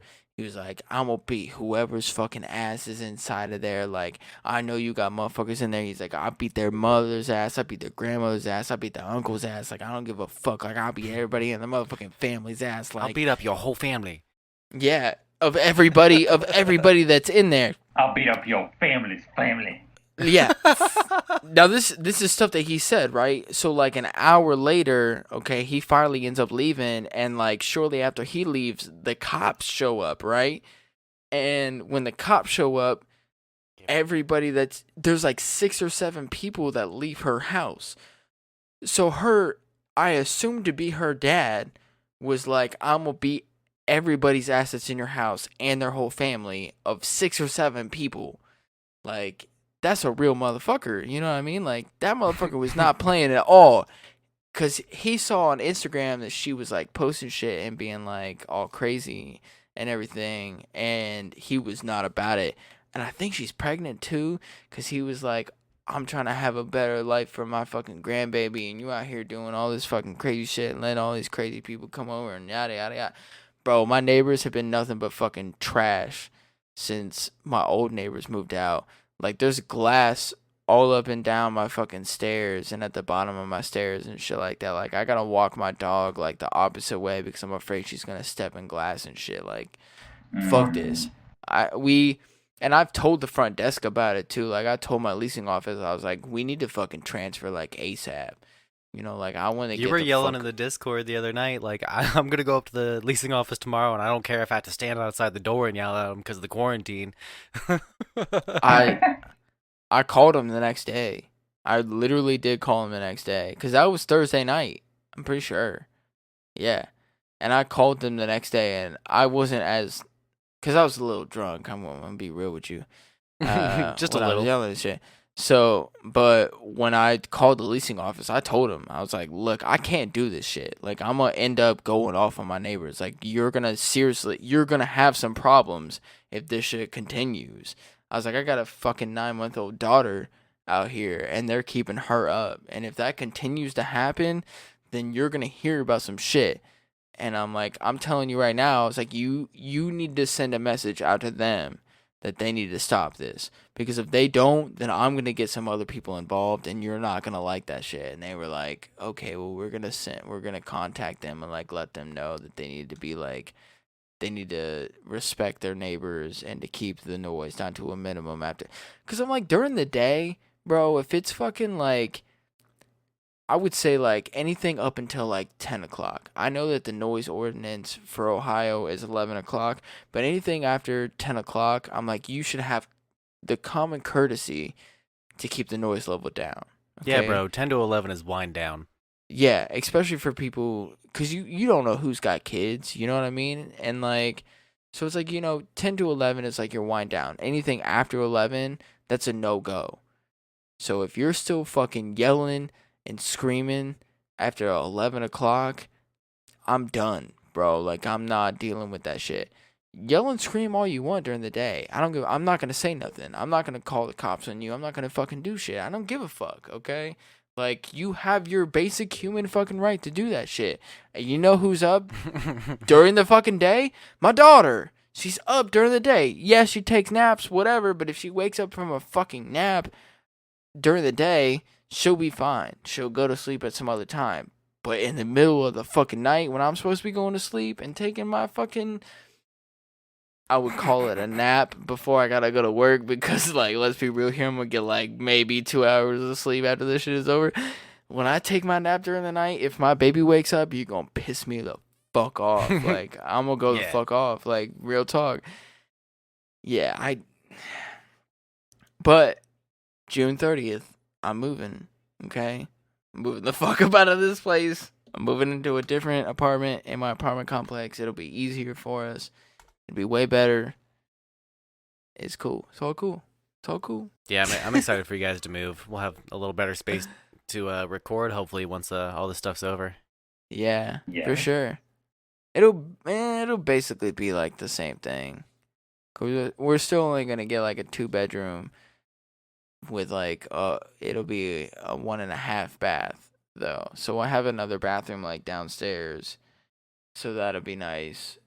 But basically it'll be the same fucking thing that we got now, just separated. Yeah, we'll still do the podcast in the dining room / kitchen area on the table, but I don't know. Maybe we might move it. Maybe we'll get like a coffee table and we'll just like move it into the living room. I don't know what we'll do. We'll fucking figure it out. Who knows? I'm getting pissed at people in the chat. People keep joining our show, listening to half a second of us talk, and then they just leave. And I'm like, hey, listen to a little bit longer. Just like an Instagram live video, it's just like, understand the fucking plot, dumbass. People on the internet Yeah, suck, man. I mean, come on. What else are you going to do right now? It's midnight. Like, come on. Right. You can't just listen for like 2 minutes, bro, and just kind of get into the conversation before you hop in and you're just like, oh. Hang Bye. out with us, we're nice. We're not going to hurt you or like come on, like just chill with us for a minute. Here's a possible like under 5-minute topic. What do you guys miss the most when you're in quarantine? Wes. Yeah, I I was miss gonna say Wes. recording in person and just hanging out with Austin. This Yeah, sucks. I miss Wes the most, bro. Like, cause I got my family here, so like, I don't miss my family. Like, I see them every fucking day. I don't fucking see Wes at all anymore, and it sucks, dude. Like, that is the worst fucking thing that I've ever had to deal with. Yeah, recording on Sundays and driving over there and hanging out with you is like my decompression for the week. Like I get all my like anger and stress out, and then I start new when I go to work Monday. So like Yeah. not being able to do that has been a huge bummer. What about you, man? I would say hockey, but it's just like, I mean, yeah, I love hockey, but as much as I do, but I'm like always, every single day, I'm like, damn, dude, I miss just hanging out with my friends. It sucks, but it'll just be kind of funny, like, so, however long down the road in the future, like 6 months, 3 years, when we're laughing about people punching each other in the face about toilet paper, you know? I did see like a something like video today where there was a supermarket manager, I would assume in like the UK, because he had like a British accent, that this dude tried to bring back like 72 packs of like 48 rolls of toilet paper and like I think it was like 52 things of hand sanitizer, and the supermarket attendant was like, "No, fuck you." He was like, "I'm not taking that shit back. You're gonna keep that shit. Like, you were the fucking problem in the beginning, and if you can't get rid of that shit on your own, I'm not taking it back. Like, fuck you." And like, I feel it, dude. Like, I know that you could take that shit back and help people out, whatever, but then also like, let that motherfucker lose his money on that shit for sure. Yeah, it's like, Because him bringing the toilet paper and the hand sanitizer back, he would have made more money on it exactly. than if he would just sell it himself. So he was like, "Nah, fuck that." Like, Yeah, it's just like, dude, we're living in wild times. That's like the easiest way to say it. But yeah, it's just, God damn it, I can't think of words because I'm fucking intoxicated. Bitch. Ha! I drank like half a bottle of Crown, bro. Like, what do you mean you're intoxicated? Get on my I've fucking had. level and then try again. All right, bro. All right, bro. You wanna fucking go? You wanna go, bro? You wanna go? go? You wanna go? Drunk fight. Drunk fight. Let's do the math real quick of how much I've actually drank tonight because I gotta try to remember how much I've had. So I had, let's see, before I started drinking tonight, there was 7 bushes left. But I also had 3. No, so it was 2 Rheingeist, a North High, and then a shot, and then I had those 7 Bush beers. Oh, you've had 7 of them? Holy shit. Yeah, it's one of those nights, bud. I think Fuck, a lot of man. people have been doing that in quarantine. I mean, alcohol Oh, sales yeah. are through the roof right now. You know what would have been? it's- I keep joking about that with my mom. Like, Mom, I'm going through my college drinking years now because I never had those when I was like a couple years younger. You know what would have been really smart, because like right now I've had a few friends of mine like invest in stocks and shit, in like Boeing and like Carnival and shit. What would have been really smart is like right when this shit started happening was investing in whatever stocks were with like alcohol, because Dude, yeah. right now that shit is high as fuck. So if you would Dude, invest they've been like getting all of my money from that stock. yeah, as soon as that shit started happening, if you would have invested in it when it was low, and then now when right now when it's like super fucking high, it would have been like the time to sell. You know what I mean? Like now would be the time to sell for alcohol sales and shit. yeah, like, that or non-alcoholic Bush Light seems real stupid right now.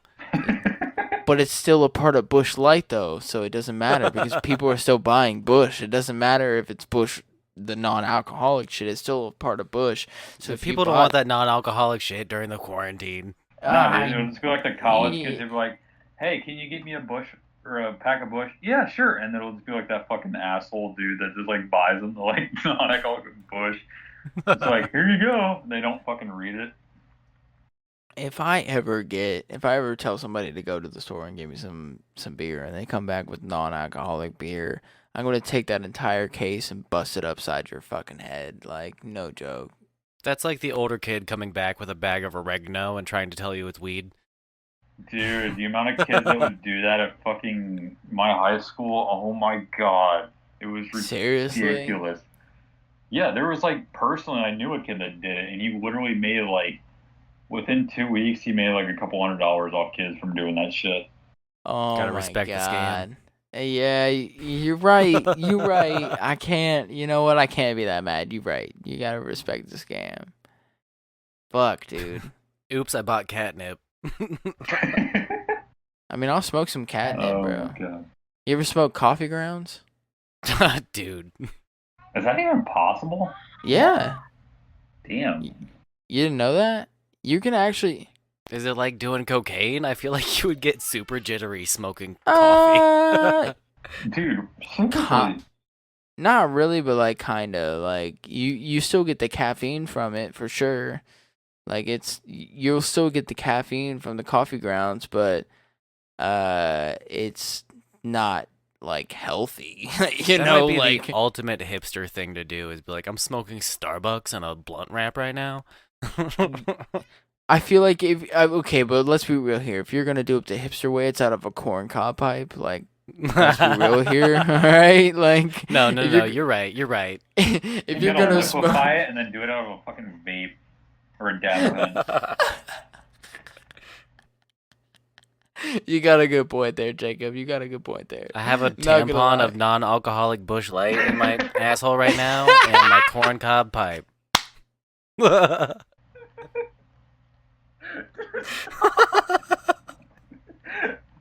Oh my god. That's fucking hilarious. No, Oh my Austin, that's God. 2020. That's 2020 right there. Oh my god, dude. Holy shit. Holy shit. What have you been watching, Jacob? I'm gonna be like everybody. I've started to watch Tiger King. I'm about halfway through. Oh, okay. I still haven't. I haven't gotten past the first episode. There's too many things I'm trying to catch up on right now. Ooh, actually, if you haven't yet, another good like mini series documentary is Chernobyl. That's a really good one. Ooh, Oh, I meant to bet watch you that when it is came good. out. Yeah, I bet you that I is watched good. it when it came out, like every week, which was like the first time I watched a new like TV series. Oh my god, it is so good. Have you watched Letterkenny? I fucking God love damn it, dude. Letterkenny. Yes. Jacob, we were good friends before, but now we're best friends, okay? Like, Dude, that is We the can't go a greatest single episode without talking about Letterkenny. because it's so fucking great, dude. Like, It's the I'm best. gonna every time I'm watch gonna it, keep I want- I'm gonna keep talking about it until Jared Kiso fucking hits me up and is like, "Hey, I want to come on the fucking podcast because you've been nothing but a supporter from day one, bro." Every time I see one of my scooter friends that he's from Pickerington too, every time we see each other now, he's just like, "How are you now?" I'm like, "Good, and you?" "Oh, not so bad." Ferda boys. One of my favorite Letterkenny quotes is when Shorzy was talking to the fucking girls' league, and he was just like, "I get a tax break from charity for hanging out with you guys so much." Fuck you, Shorzy. Fuck you, Shorzy. Fuck you, Jonesy. Tell your mom to stop calling me while I'm finger banging. Dude, I'm so happy you watched that. Every time I find somebody that like watches that, I'm just like, we're fucking the greatest people now, and we just gotta like Bro, start a I- cult together. I told Wes about it for like a good 2 months. I was like, bro, you need to watch this fucking show. Like, you need to watch that shit. And he was like, I'll get to it. Like, trust me, I'll get to it. And then finally, when he got to it, he was like, holy fuck. Like, Yeah, now it's all we talk about. Yeah, seriously, dude. Oh, Bonnie Bonnie. McMurray. Okay, but no, seriously though, Bonnie McMurray is fucking sexy as shit. Like, seriously, like. What sucks though is like, yes, just like probably the closest to my age she's taken, which I'm like, God damn it! I know. I looked it up too. I'm married can and y'all I looked crack that an shit egg? up. Hey, welcome back to Crack an Egg, and bet you can't, so, well, you know. Fucking figure it out. If anybody from Letterkenny by chance is watching this, please don't copyright this and like try to take it down off of Podbean, because Wes and Austin are doing a fantastic fucking job at keeping this up. I appreciate your support, but let's be real here. Nobody from fucking Letterkenny is listening to this shit. If anything, we're gonna be taken down for all the copyrighted music we constantly use all the time. Right. No, but I've really thought about like messaging like Jared Kiso and being like, hey man, like seriously, I since I found Letterkenny, I've been a fucking supporter and I've done nothing but tell everybody that they need to watch the show. Like, will you please come on my fucking podcast and just talk to me, bro? Like, I just need you to just and like bring your friends, dude. Like, I just want you to hold me and rock me to sleep. would you rather? Okay, but Wes, when we can actually start recording in person and shit, who would you rather have on? Would you rather have Dan, Katie, or Daryl on? Like, cause we're gonna have Wayne. We'll have Wayne. I was gonna say that's a tough one between Derry and Squirrely Dan, but definitely Squirrely Dan. You think so? I don't know. He's a stage comedian. Like, he You does have to stand up. support your friends. I know, but I don't know. I like. You got to support your friends. Dude, he was one of my. I watched one of his stand-up specials on. He was talking about Captain Crunch. It is the funniest thing I've seen in my life. Dude, it's so good. I don't know. I I think he might be the Katie most naturally on, bro. funny of all of them. He really is, because he's one of those like Kiso's- actors that's exactly like his character. Yeah, I think I he's would just wanna- that guy I would- in real life. I wouldn't have Katie on though. I think I would want to have Katie. I mean, think if I wanted would- to have a boner the whole time, then I would pick her. But That's- as far as like, That is my entire reasoning, real talk. Because other than that, I would go with I would go with Daryl. I don't think I would go with Squirrely Dan. I think I would go with Daryl. if we're choosing whole cast, like if we're everybody from the show, I want the secondary meth head guy. The one that's in like the Rolled. first. No, Rolled. I want Rolled. Rolled. Yes, I would love to have. No, dude. Have you Dude, seen okay, interviews hold with on. him? He seems Okay, so sweet. No. Okay, yeah. So you brought up a good point, because if we can't get Jared Kiso and at least one of the other guys on, do we get Rolled and fuck, what's his name? Stewart. Did we get Rolled and Stewart on? If we can get those two on at the same time, dude, that shit would be fucking hilarious. Because you know that we're going to call out Stewart and be like, you know you look like the lead singer of My Chemical Romance, right? Wait, has your dad seen Sean, have you seen Letterkenny? Oh, he has. Thank God. My dad loves that we love Letterkenny. That's great. That's awesome. I've been talking about Letterkenny since like the first fucking episode. So Speaking of Letterkenny and our love for it, have you guys done an Irish hand grenade before? what is an Irish hand grenade? I have not. It's a drop shot. Is that Is that like a car bomb? It's an Irish car bomb? so. I'm gonna quote Wayne. That's fucking offensive, Spuds. It's different than an Irish car bomb. So an Irish car bomb. They're both made with the same ingredients. So it's a half a pint of Guinness, and then there's a shot of Bailey's and a shot of Jameson. With an Irish hand grenade from the show, you wedge both shots in at the same time. You take the shot of whiskey, let the Baileys drop in, and you chug the rest. And it is actually a really good shot. I've been making it at a St. Patrick's Day tradition like the past 2 years. Wes, the next time that we can do a in-person recording, we should do that. Yeah, that sounds awesome. I'm down for seriously, I'm fucking down for it all day. that. Let's get fucked up for our first live recording back. Listen, Yes! I gotta take a piss again. So, yeah. I mean, I will stay here and vamp. Hell yeah. I noticed that a new person entered the chat. What's up? How's it going? Glad you joined us. I am also new as well. Yes, yes. That would be awesome. Yeah, what's up, Vic? How you doing, man? How's quarantine hanging for you? You hanging in there, bud? Damn, now I'm like in Letterkenny fucking mindset. How you doing there, bud? You giving your balls a tuck? Give your balls a tug, yeah, for sure. What's another of your favorite drinks, Jacob? My favorite, just like cocktails or just like mixed drinks. Yeah, any. I mean, are you typically like a beer guy, or do you go for the liquor? I've definitely become more acquired to like beer as I've gotten like farther into my drinking years. Yeah. Dude, honestly, beer number one would be Miller for sure. Liquor would Yeah. be Jim Beam, and then like mixed drink would probably be margarita. Hell yeah. I love a good margarita. I think my wife's down with that too. I get a little snooty with my beer. Um, I typically drink like a higher end IPA if I can afford it at the time, but with the kids, I try to be smart about my budgeting. Like I said, I'm drinking a Steel Reserve right now. But my favorite is Stone Brewing Companies. They have a Arrogant Bastard. It's a real bitter IPA. It's one of my favorites. Most people would not like it.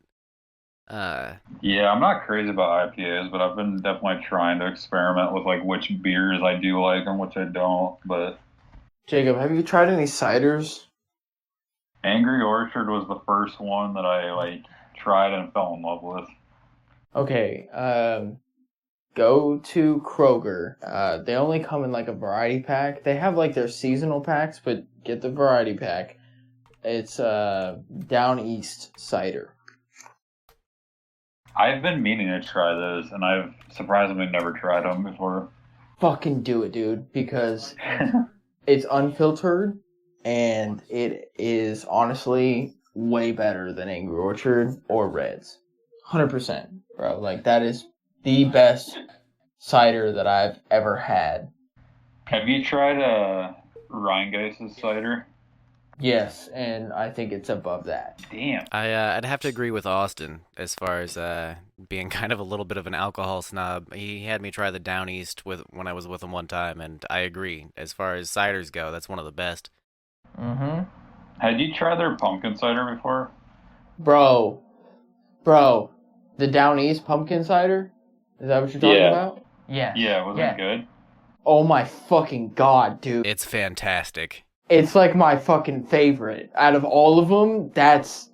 If I could get that shit year round, like seriously, if I could get Down East to like sponsor the podcast, what I would ask from them, they don't have to give us any money. Just give me the pumpkin fucking shit year round is all I ask for. The way people get about the pumpkin spice latte at Starbucks, that's how we are with Down East. Like that's our PSL of the year.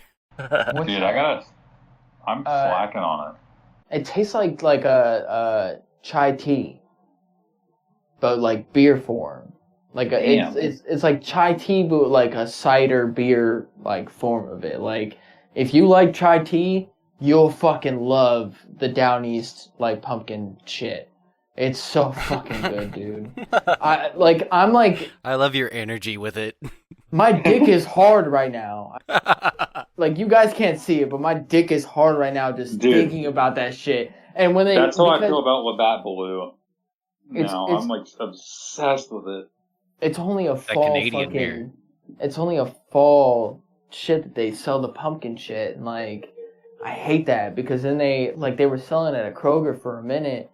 Hey, sorry to interrupt you, but Vic's gonna join us. You can keep going. I'm gonna let him in though. Who's Vic?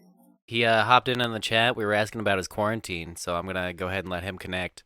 Oh, what up, Vic? Yeah, go ahead. How's it going, man? Hello? Hey. Hey, sorry. Hey, can you hear me? Yep. Yeah. We can. Oh, Loud and awesome. clear, bud. Awesome. Thanks for letting me in. I joined because I was really excited about the current conversation. There's a beer that tastes like chai tea. It's only a fall, like they do like a seasonal shit, and it's only during the fall. But Down East cider, and you can look them up too. Like you can look up Down East. Oh, it's a cider. That's cool too. Yes, All right. and I'm a huge cider fan. Like I don't like drinking regular beer. Well, I like beer, but I also love cider. But your description of that cider made me real excited about it. Down East. And I was talking about, like I'm typically just a beer only person. I don't stray too far into the ciders. And when Austin had me try that, I was like, okay, I see exactly what you're talking about. This is fantastic. Yeah. If you don't, I don't know if I Ohio can will get ship it where them I to you. am. Where are you located Well, at? I am nowhere near Ohio. It doesn't I matter. live Yeah, in don't worry. Canada. Oh, Oh. shit. Awesome. Where at in Canada? Are you in BC? Ontario. Ontario, what up, dude? Hey, shout out, man. Thanks for listening to the fucking podcast, dude. Man, no worries. Thanks for having me on. I appreciate it. Of course. Have you listened Yeah. to any other episodes, or is this the first time? No, first time. Oh, hell yeah. You should definitely go back and listen to, like, other episodes and shit, but... Because this is totally new to us, doing the live stuff. We normally don't do this. Yeah, dude. How'd you find us? Were you just, like, scrolling through Podbean or something? Well, yeah, no. So normally I like to participate in the live shows, and a lot of the time the people come on these live shows and they don't actually let people call in. So I'm looking for shows where people actually, want the community to participate. So I'm really happy. I'm really happy you let me call in. Of course, man. I'm fucking happy that you were excited to fucking join. Seriously. But yeah, dude. For sure. I don't know about Canada and if Down East is in Canada. I would look it up.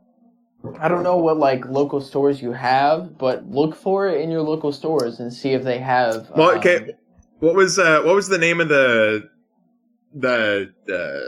kind, like the cider? It's like I said, I'm it's only Googling it right now.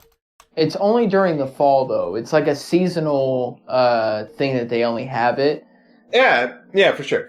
But like, So- if I have the name, I might be able to find it in the store eventually. It's They just call it Pumpkin Blend. yeah. Yeah, it's available August through October. Oh yeah, I got the name. All right. Yeah, but if you can find the Down East, bro, I love the unfiltered. And fuck Angry Orchard and their unfiltered. I tried that. It's not that good.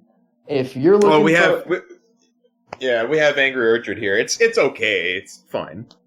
It's not. But Angry Orchard is also like kind of processed shit. If you're looking for like a real like unfiltered like cider, man, Down East is the way to go. And the only way that I've found it is in like a variety pack, other than like their seasonal shit that they put out. So and their variety pack is awesome because it has their white blend, which is I think blended with like oranges. I think they have their double blend, which is like a 7.0 alcohol percentage, and then they have their like regular blend, which is like a 5.5%. So I mean, if you get the variety pack, like you can get pretty fucking tipsy off of their regular shit. It's awesome. I fucking love Down East, dude.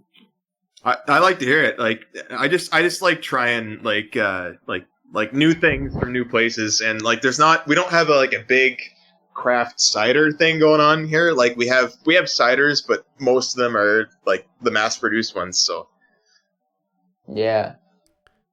So what, Vic?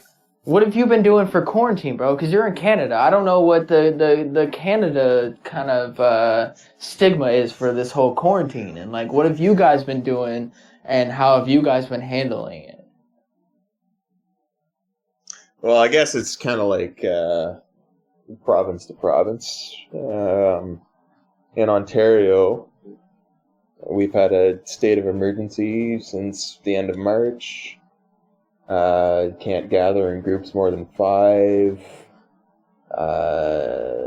Most things are shut down except for like grocery stores and like, the emergency services, yada yada, hospitals. I don't know. Are you it seems- still it on seems work, really Vic, cool. or no? Sorry. Oh, personally, no, I don't. I'm working from home. Okay. Oh, well, that's what's up. At least you can still work from home, though. If you don't mind me asking, like, what do you do? Accounting. Oh, okay, yeah. So yeah, you can still kind of work from home. I mean, Oh yeah, it's no problem. I do construction for a major bank in the United States.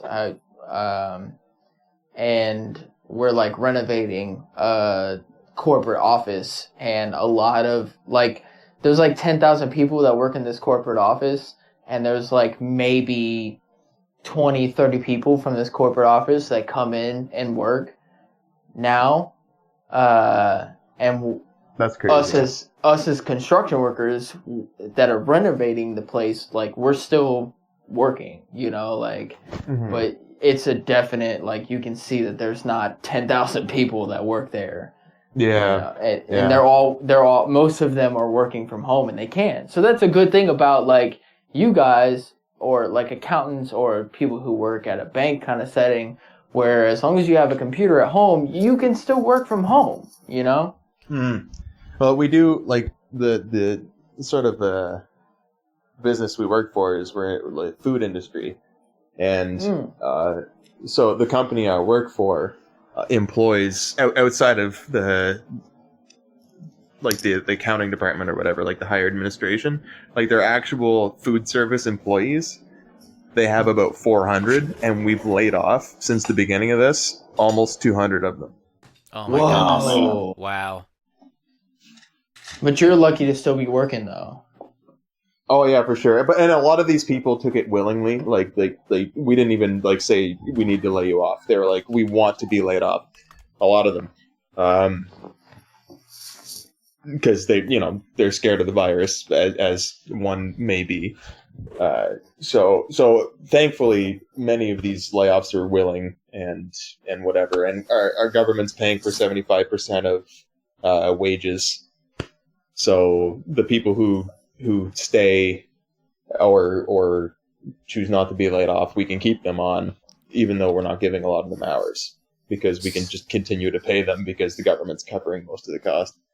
So that kind of program is obviously a better or similar form to America's unemployment system. I'm sure you've heard that like a good 10 or more % of the American population are on unemployment right now, and that the way we sign up through that is through we're a the same. government website. We're the same. Yeah. So have you guys been having similar problems? Because right now, even just getting through to the website every day I'm back at work right now. But I was laid off for 2 weeks, and I signed up for unemployment during that time. And for the first week of being off of my job, it was near impossible to get through to the unemployment website. Oh no, it's 2 clicks. Oh, okay. Yeah, here in America, it's been a Shit. giant problem. No, it's. I'm not sure. Like it's a federal service, so I'm sure it's the same in other provinces. But at least what I've heard from other people here is that it's literally like you log into the. Most people already have an account with the government, and so you just log into your account, and it's you apply, and then you click OK, and then it tells you if you qualify or not. Because otherwise, if you don't have an account, you'd have to make one, and in that process, you'd give them all your information, whatever. But most people have one, so it's just click, and then they tell you whether or not you have it, and then within 7 days, you receive your money. Wow. Yeah, that's amazing. I'm glad you guys have that available to you during this situation. It's been it's awesome for I don't qualify, but it's really awesome for other people. Like it's a really I'm happy. God I'm bless happy Canada. that it's that simple. No, seriously, and like I've heard a lot of praise for the system actually. That it's like not like the website hasn't gone down and like it's that easy to just apply and qualify and learn whether or not you qualify right away. Yeah, it's like with us, like where I work, they were just like it's like because after I figured out everything, they were just like I'm like super lucky to have a job because when they were just like my other coworkers were like, yeah, we pretty much have to stay open because like it takes like we literally were like trying to stay on the line for like almost a day straight, and then like we couldn't get through, and that's why I was just like, yeah, I'm really happy we are still open right now because I'm at least getting consistent pay. Yeah, So that's terrible. Oh, who's moving around a lot? Oh, now it stopped. You swear.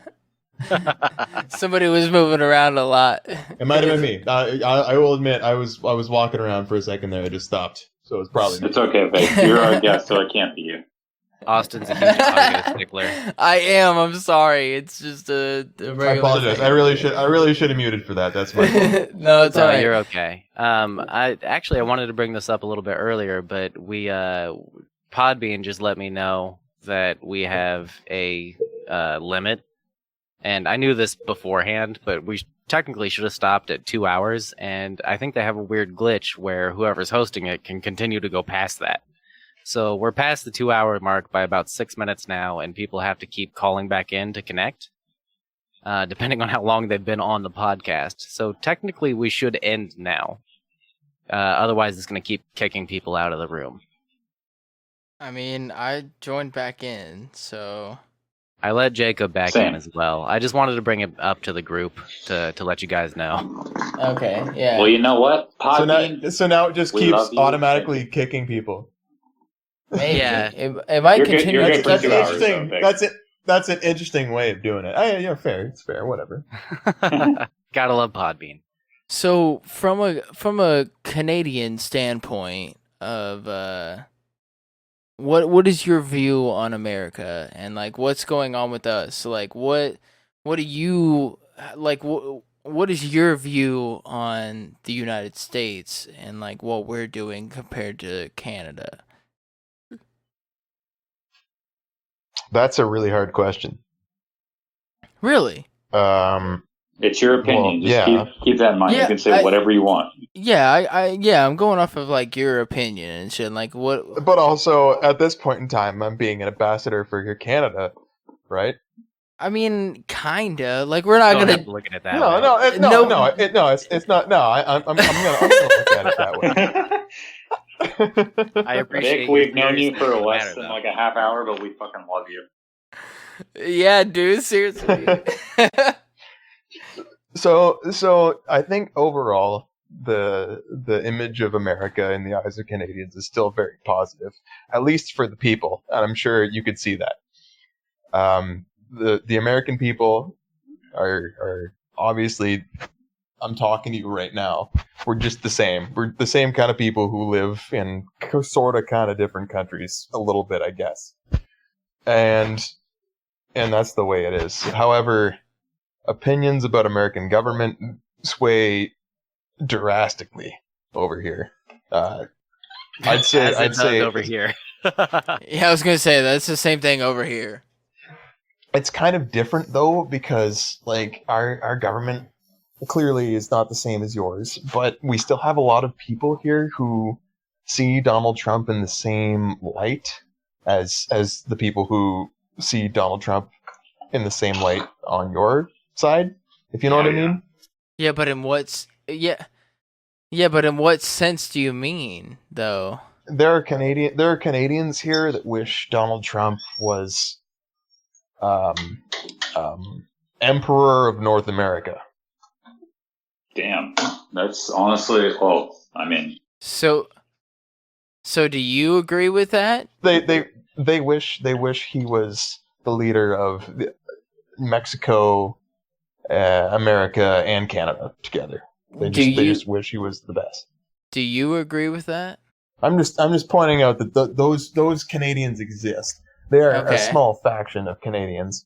However, what I'm trying to get at is that there are people here who appreciate America for your government, and there are people here who appreciate America for your people.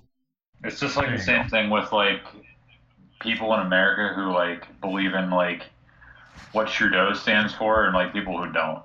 It's just like every country or nation in the world. Trudeau's an interesting figure, though, simply because he leans, at least from a certain perspective in America. I mean, obviously, we're biased in the way we view another country's leader, but we tend to look at Trudeau as a left-leaning politician, maybe to an extreme for some people in America. Well, I mean, he's like, he's definitely left. I mean, he's a liberal. Yeah, but the ways the people who would support Trump here in America and think that he should be king of the land also look at Trudeau as if he's the exact opposite of that. So it's interesting in the way that like there's people on both sides of the borders that have a polarizing view of the other country's leader, regardless of which side they're on. They're lucky we didn't get Jagmeet then, because we had a dude in the NDP who had a chance at winning the election but screwed up. But we could have had like an even further left government. It could have happened. That's interesting to me, especially in the times we live in now, because a lot of world governments, you just look across the global environment of politics right now, and a lot of things are leaning more right, more towards like authoritarianism and populism, and just cracking down on the rights of people, taking away freedoms for the ideas of safety just across the globe, especially now that we're in a global pandemic. I think that's been a giant worry of mine is the American government or the Canadian government. It's more specifically America, though, passing laws and legislature that pulls back on freedoms and that we might not be able to gain back in the future. Oh, they do that here. It's no different. It's just it takes longer to happen here, but when it happens in the United States, it comes here eventually. Yeah, that's a big thing for the countries that are close to us border wise, or even Australia, who mirrors our politics often. We're like America Junior. Like yeah, it's upsetting to me that we export the bad parts of our culture. Everything that you have to like, I wouldn't say an extreme, but to a more broader sense, we like bring it down because we came from the more British background, right? So right. Everything is a little bit more thought through, whereas yours can just like, if you have the sufficient government, can just fire right through and it's done. That's it. So the real question that I want to ask though is, do you speak any French or? After all that, grade 7. You said what? I took French till grade 7, so the answer is no. I don't really speak French. Again, I'm just going off of Letterkenny though.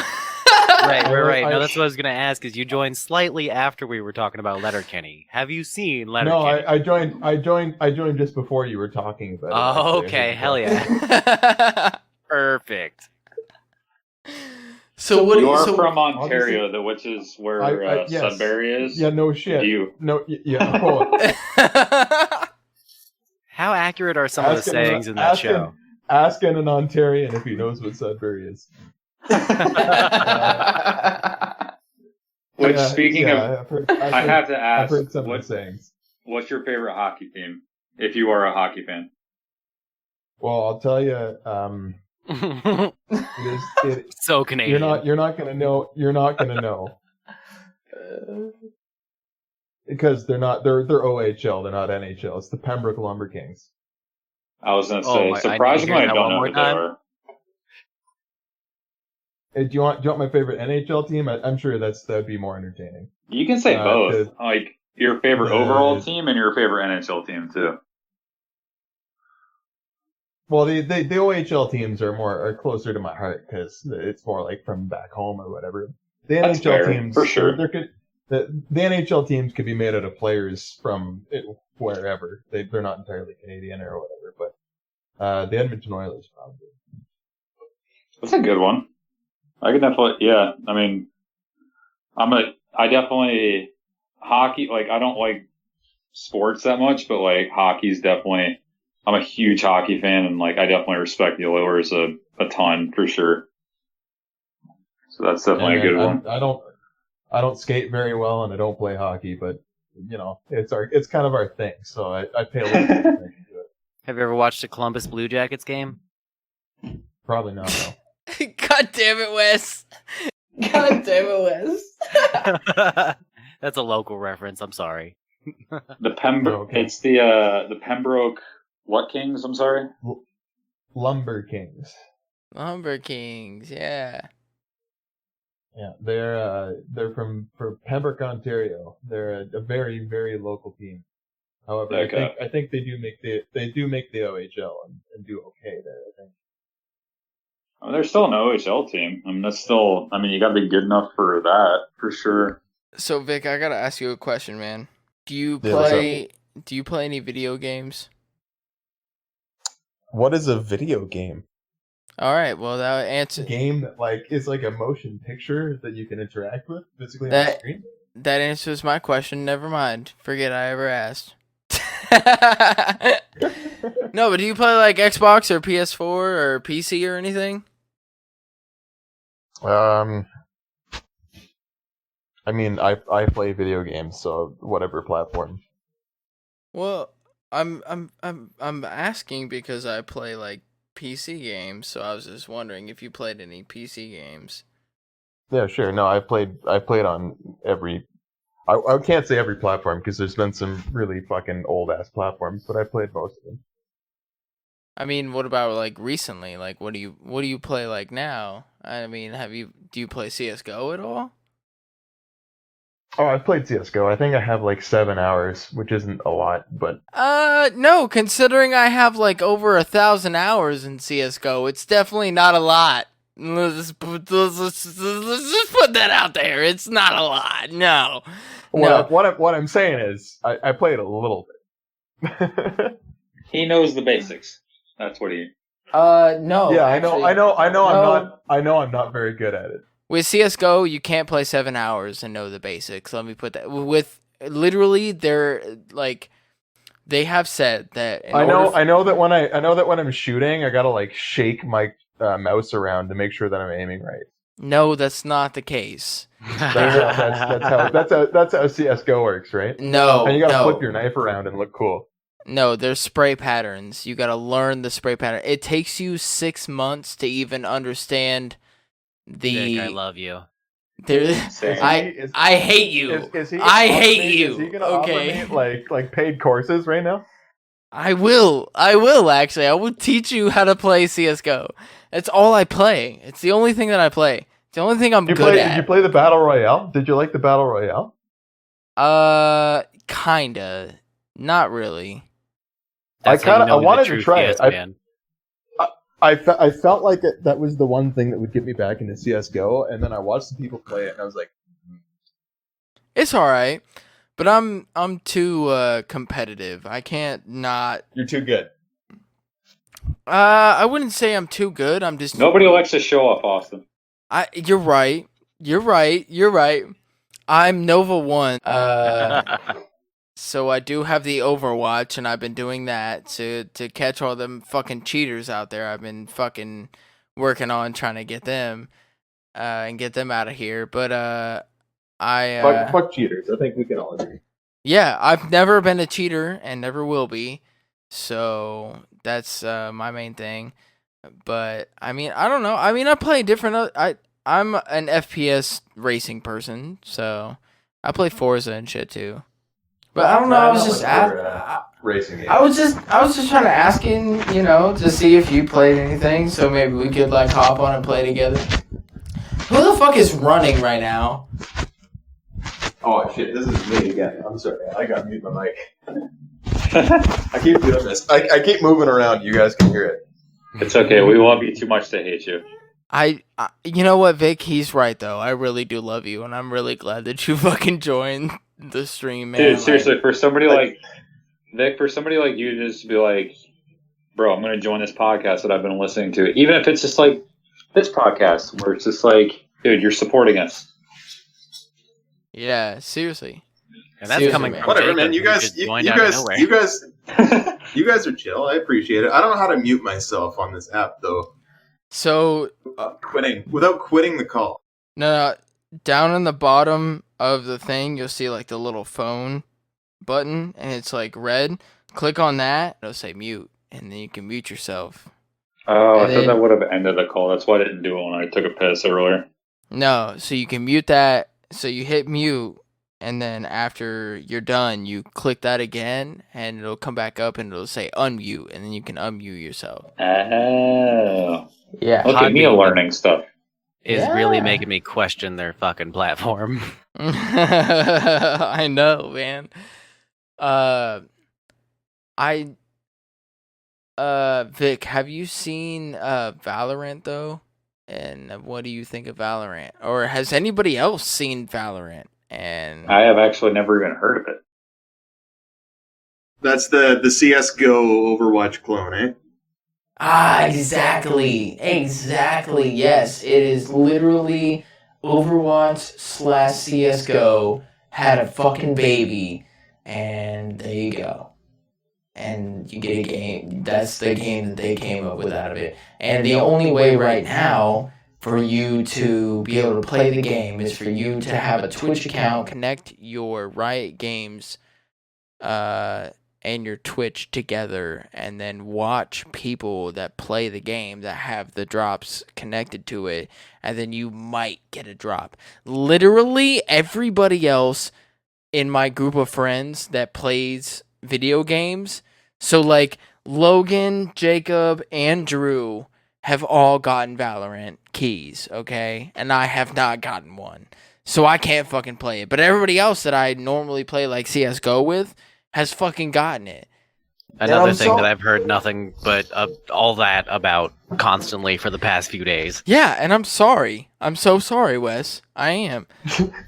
I really am sorry. Okay, just If I get Yeah. a Valorant code, you can have it. I will fucking take it. Just watch the Twitch stream. I don't know if it We've works been that looking way. for you, Vic. We've been waiting to find you. Yeah, we I don't have, know though. what are you talking about. I- you sound like a cult.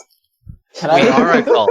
We actually, speaking of which, go back and listen to Banana Cult, the episode. Oh, is that the name of this whole fucking? Oh, okay. All right. No.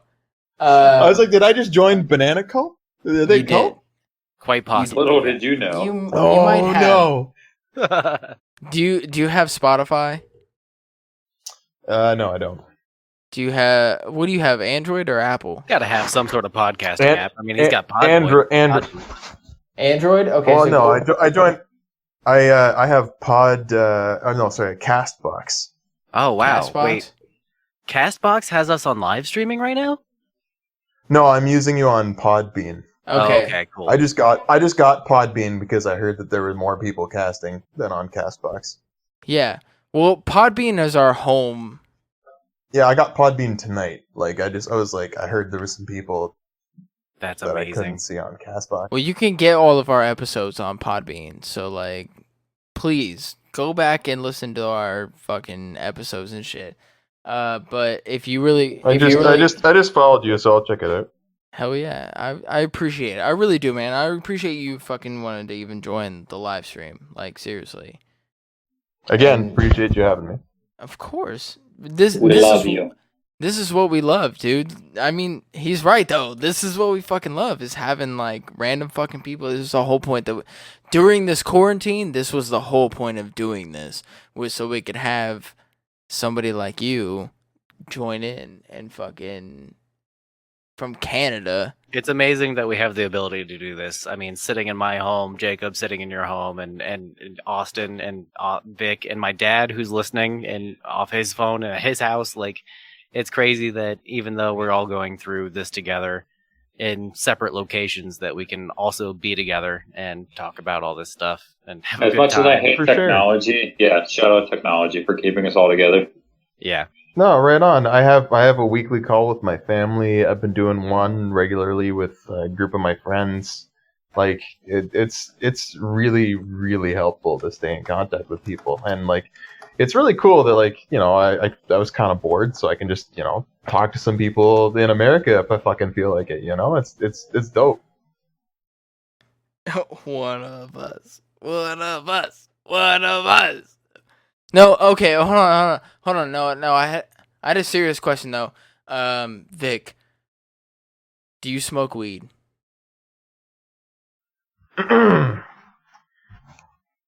Or is this I'm gonna something? can, Is if can you I can't relay you? Can I relay you a story? Of course. I mean- It's very brief. It's very brief. It happened tonight. It's not very interesting, but it's a story. Okay. So, I was rolling a joint for myself, So yes. So yes. and hey, I'm not done my story. Hey, and I've had a few beers. I had a few beers. I was playing some COD with my buddies, and I had signed off for the night. So I was just rolling a joint, and I finished it. It took me a little while because I was a bit drunk, and I went to the washroom, and then I left the washroom, and I went to go outside to smoke the joint. The joint was gone, and I was like, "What the fuck? How did I lose my joint?" Anyway, I looked for it, couldn't find it, so I rolled another one. Went out, smoked it, no big deal. I was like, whatever, I'll find it. Literally went to the washroom, like, I don't know, 10 minutes ago while I was talking to you guys. I found it on the floor in the washroom, so I got another joint. Good to go. Nice. So you definitely smoke weed. So what is? No, I rolled two joints to not smoke them. So I what didn't hear is- him say he smoked any of them at any point.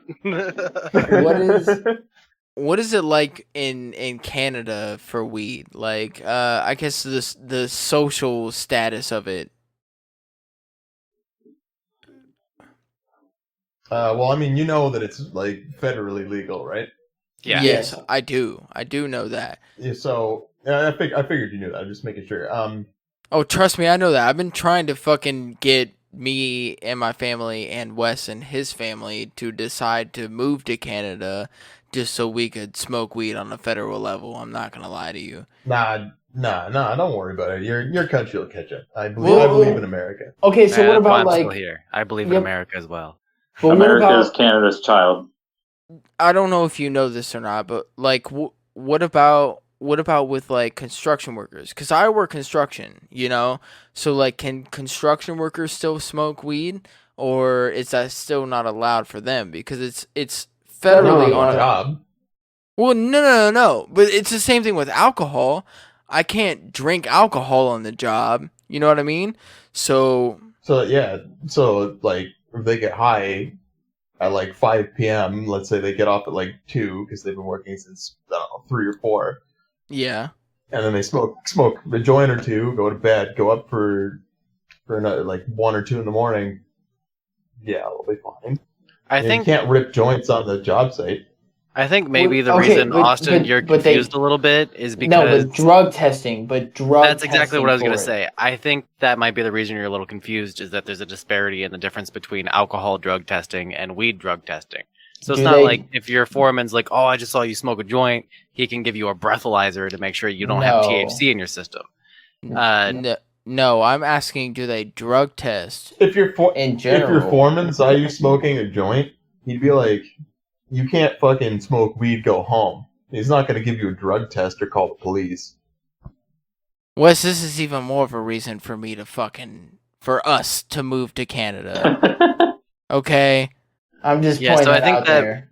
I think the reason that maybe Vic was confused initially, though, is that like the reason you're asking the question is because weed is looked at so differently here in America than it is Yeah. where in Ontario or whatever province or federally legal in Canada. It's changed so much in just the. I don't know. It was legal since. Well, it's been about a year now. Because So Listen, right now I'm drinking, okay, and I gotta be up in 3 hours, literally. So I'm gonna wake Jesus up. Christ, dude. I can tell you right now. Hardcore. I'm gonna wake up tomorrow, or in 3 hours, and I'm still gonna be somewhat tipsy. Okay, and I'm gonna go to work, and I'm gonna work a 10-hour shift. All right, and nobody's gonna say a goddamn word to me. Okay, so what's the difference between me fucking smoking weed right now, if I was, and being high? Okay, and then going into work tomorrow. I didn't fucking smoke a joint before I went into work. I smoked the night before, but what's the fucking difference between me smoking weed the night before and drinking alcohol the night before? I'm not smoking on the job, and I might smoke after I get off work, but I'm not smoking on the job. Same thing as if I'm not drinking on the job.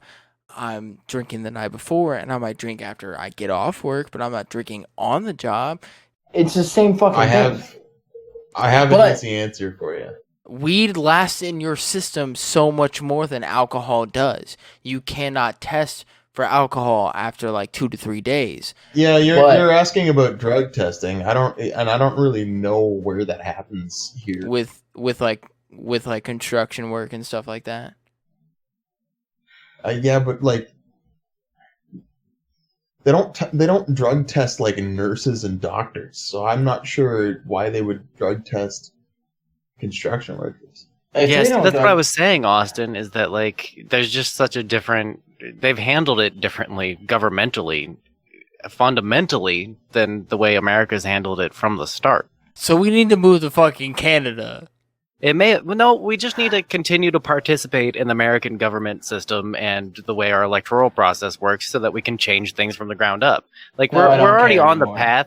We're already on the path to make weed federally legal. So there's no point in giving up now because like we're so close. I It's think it'd be just a like shame to another just kind move of- to Canada.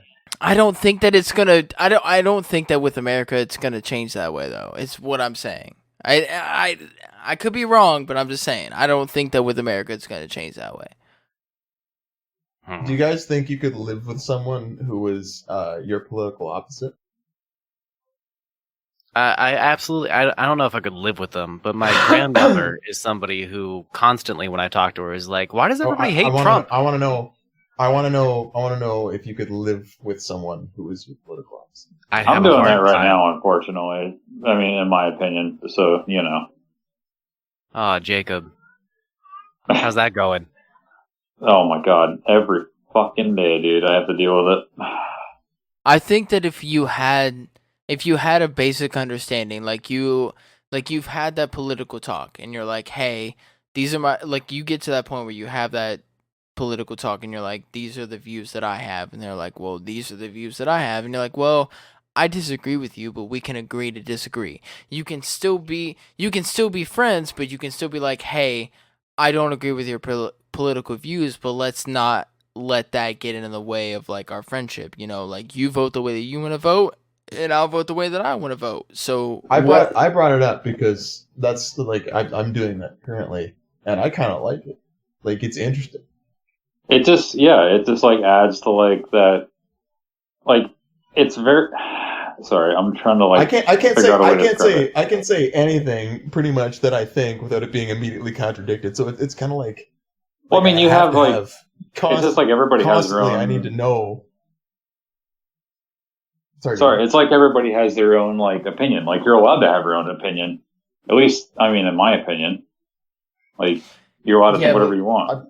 See, here's the difference. I agree. Though, I like it's- having it like constantly challenged. It's yeah, and that's cool as long as you have that understanding of like, hey, we're gonna have different opinions, but we can have the different opinions on like what our political views are, but that's not gonna contradict our friendship. Like we can still be friends even though we have different political views, and like understanding that like it's all right for you to disagree with the way that I view politically, but we're still going to be able to have a beer together or sit down and have a meal together. You know what I mean? Like that's not going to, and I feel like that's a huge thing with politics that's become an issue where it's like, if you don't agree with me, then I can't be friends with you, or I can't even fucking talk to you, and it's separation. Separation is what's going to break us. it like from a political standpoint and from a social standpoint, if you separate into two groups between like if we're talking about the United States and we're talking about like the left and the right, okay, the Democrats and the Republicans, they're already making, and I've talked about this before, that they're making a separation. We're separating each other from the get-go, and that's how we lose. Because if we separate each other, we're not going to be able to win. Okay, we're not going to be able to agree on shit. You need to take that away. Okay, yes, we might have different views on different subjects, but there's so many variations of that it's so crazy, because you might be Democratic, but yet you still might agree with some of the things that Republicans say. Same thing as if you're Republican, you might still agree with some of the things that the Democrats say. You know what I mean? So it's like, how can you really? There's so much of a gray area. You can't be a fucking hard left or a hard right in my sense. Yeah, that's the problem, is that if you're a Democrat and you start to agree with some of the things Republicans say, or vice versa, is that the side that you're playing for will immediately label you the worst thing that party can label you. And that's why everything's so polarizing in America right now, is that we're not talking about the gray area that you're talking about. We're talking about just the extremes of both ends. Exactly. We're not meeting each other in the middle, and that's a giant problem. It's just like you can have like people like it's Well, kind of like along the centrism lines. is bad too. Can be bad. Sorry, shouldn't say it is. True. bad. I mean, anything can be bad. Yeah, the middle's Like, not always the answer. That's not what I meant to say by that. It's more that just like No, I'm being just, able I to was have just a clarification. No, you're exactly right, and that's why I was clarifying more. Is that like it's not necessarily the middle that's the answer. It's more just coming together to have the conversation. exactly. Yes, absolutely.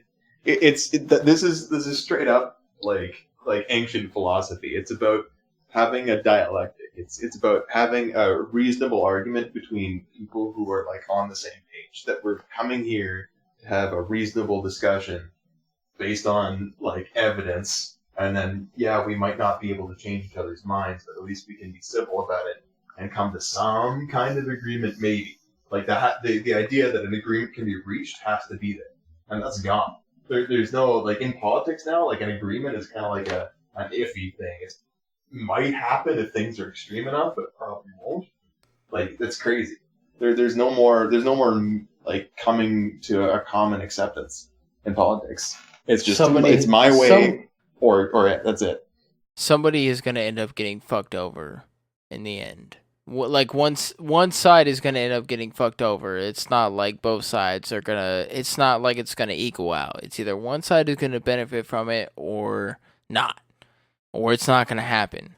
You know, I mean, even with like the whole stimulus package that happened and how the whole stimulus package took a minute for us, because there was a whole bunch of shit that one side of them put in there that they were trying to benefit for themselves, and some other shit still ended up getting passed. Like there's a whole bunch of fucking shit that just happens in general. Are you talking about how Trump wanted his name put on the checks? No, Oh my Is that a goodness. thing? Is that real? Is that That's real? 100% real. That's Oh, dude, 100% everything real. you hear about Trump is like 100% real, unfortunately.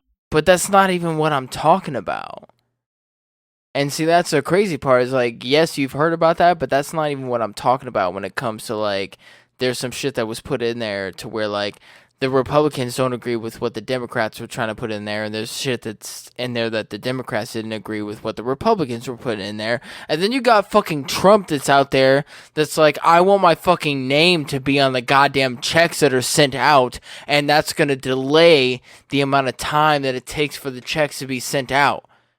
On top of everything else that's just going on with the regular Senate and the fucking House of Representatives, there's so much fucking bullshit that happens in the normal fucking government that even Trump adds on to that shit.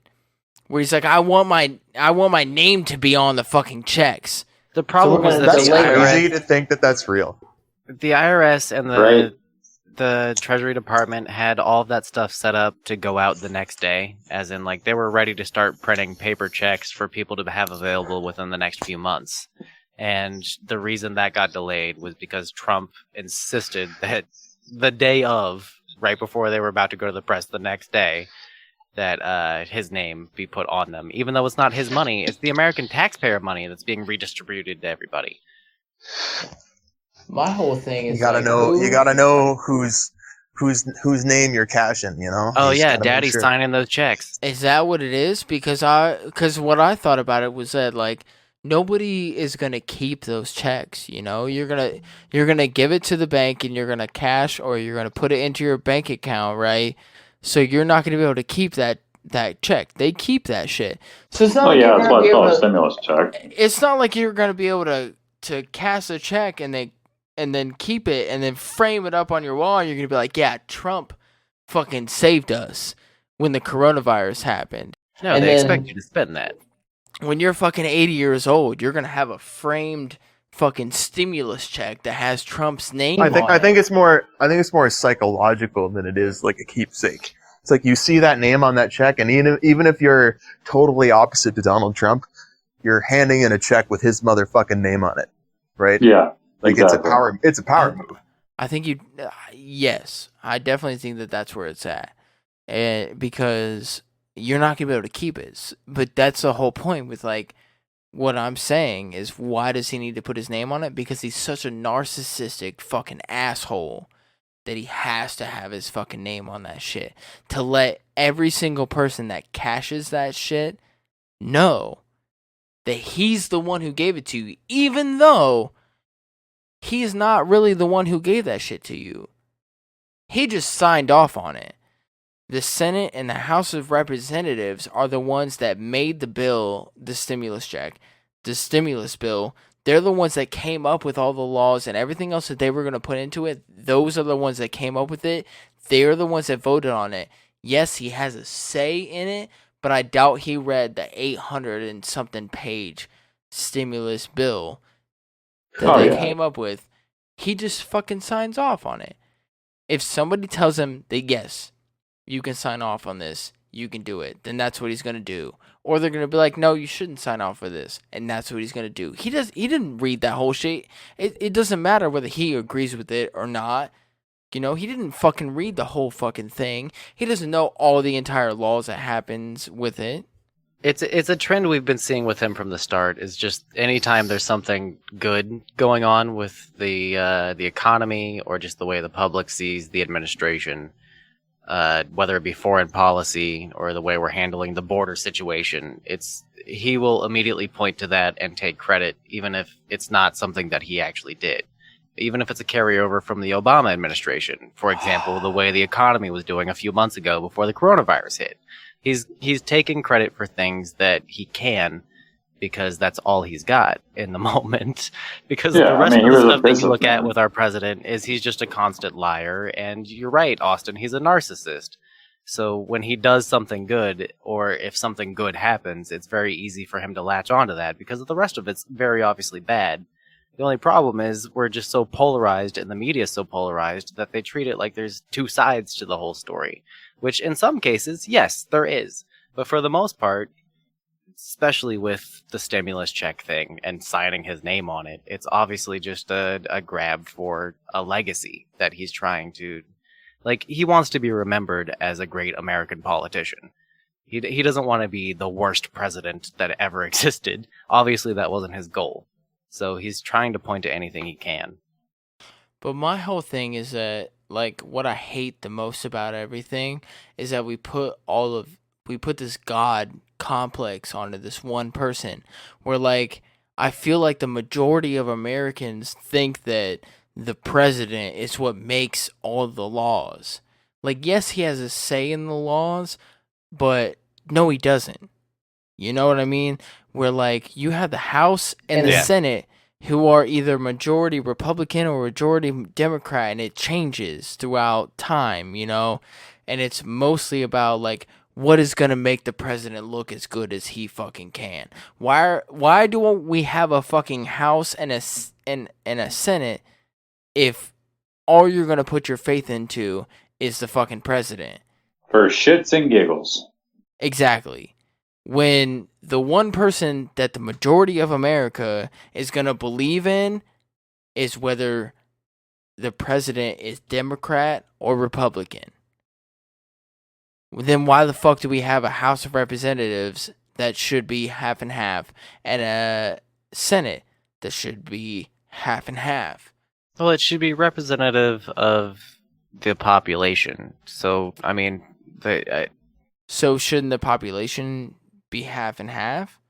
I mean, on a good day, I'm just saying. that's the way Like- it's supposed to work. But oftentimes, it'll be cut into majorities, and Exactly. oftentimes the way that Exactly. that's cut up isn't fair, and that's a but major with the- problem with the way American politics works. And I'm sure most world governments work is that corruption will slip in where it can.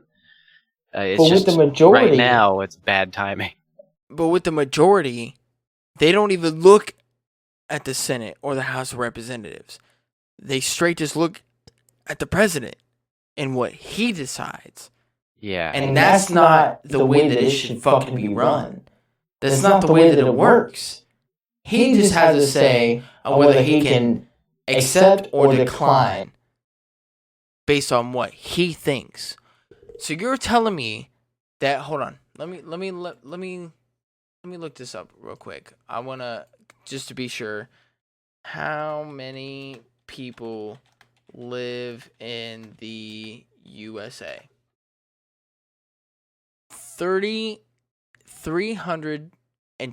328.2 million people live in the United States. Okay? 328.2 million people live in the United States. You're telling me that one fucking person that we have as our president is what you believe is what 328.2 million people should believe in? No, that's not the fucking case. That's why you have the You can't even- elections and shit. You can't even get fucking 50 people into a room and have them all agree on one fucking subject. Whatever the fuck that is that you want to put that subject on them, I highly doubt that you can put 50 people in a fucking room to have them all agree on one fucking subject. So now you're telling me that you're going to have one person that represents 328.2 million people? No, that's why we have a House of Representatives and that's why we have a Senate. If we focused more on our House and the Senate without the president, I feel like shit would change. Because we would be more focused on the people that actually make the laws than that one fucking person that has somewhat of a say. Because, yes, he can decline, but he's going to do what's best when it comes to the majority of what's in the House and the Senate. You know what I mean?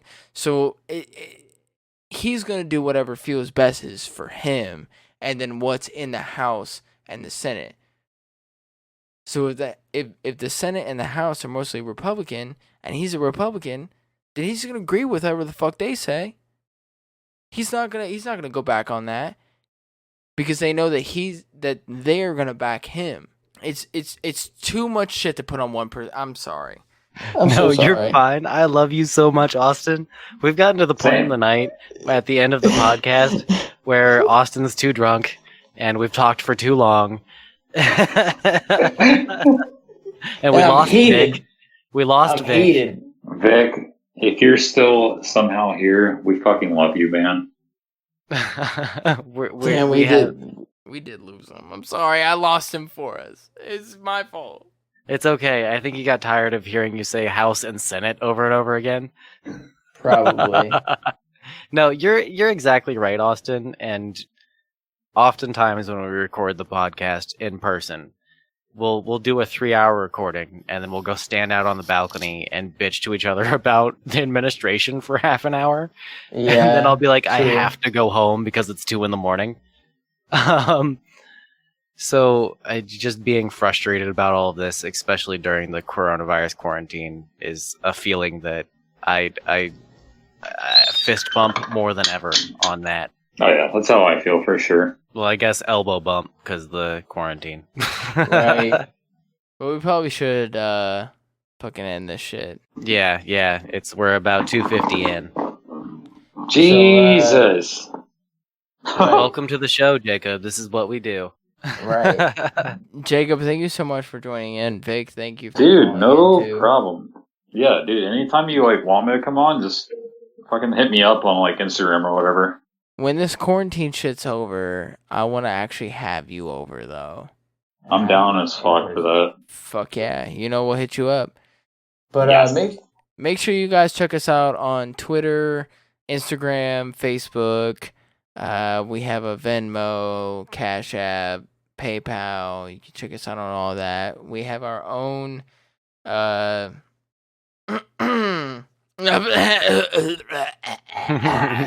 damn it, dude. I had to clear my throat. My bad. tpublic.com/BSFTB or Blue Skies from the Basement, and you can check out our different products that we have there, and you can support us that way. I think merch is the word you're looking for. Merch, thank you so much. We have our merch that way. Go buy Blue Guys from the Basement bananas. Available at your local grocery store. That's limited. Exactly. You can call in or text us at 614-600-2056. Leave a voicemail or just text in if you heard something on the fucking podcast that you want to add on to. Then you can add on to that shit. So do that. I can add something to that real quick. What's that? If you have a question, just be like, "Hey, where's Vic?" and we'll answer your questions for you. Yeah, we can fucking got you. Yo, that's the new hashtag on every post I put everywhere. It's just hashtag where's Vic. Please. Vic? Yes. Yes, dude. Yeah, thank All you right, so boys, much, this has Jacob, been lit. for joining us. This was awesome. Dude, thank you guys for having me so much. It's been definitely a very good use of my time. So I appreciate it. I seriously fucking love you, man, and keep fucking scooting and boating. I love you too, bud. Keep skating and raising your family right. Hell yeah, you already know I will, man. Yes. Also, thank you, Dad. You're the best. You're Thank you, Sean. Yes, thank you, Sean, for sitting here listening to this shit. And Austin, I love you. I hate that we can't do this in person. And happy anniversary, dude. I hope Thank you, you man. guys have a good day. Well, I'm gonna be up in like 2 hours and go to work and then come home and I don't know, I might, depending on if Kroger sells flowers still or not, I'm gonna bring her home some flowers and stuff. Hell yeah. So we'll see. We'll see what happens. But I fucking love you guys and have a good fucking night and happy 420. Y'all Happy too, and 420, happy y'all. 420 to the people that celebrate. Very diplomatic. All right, Yes. later. Peace. Goodbye.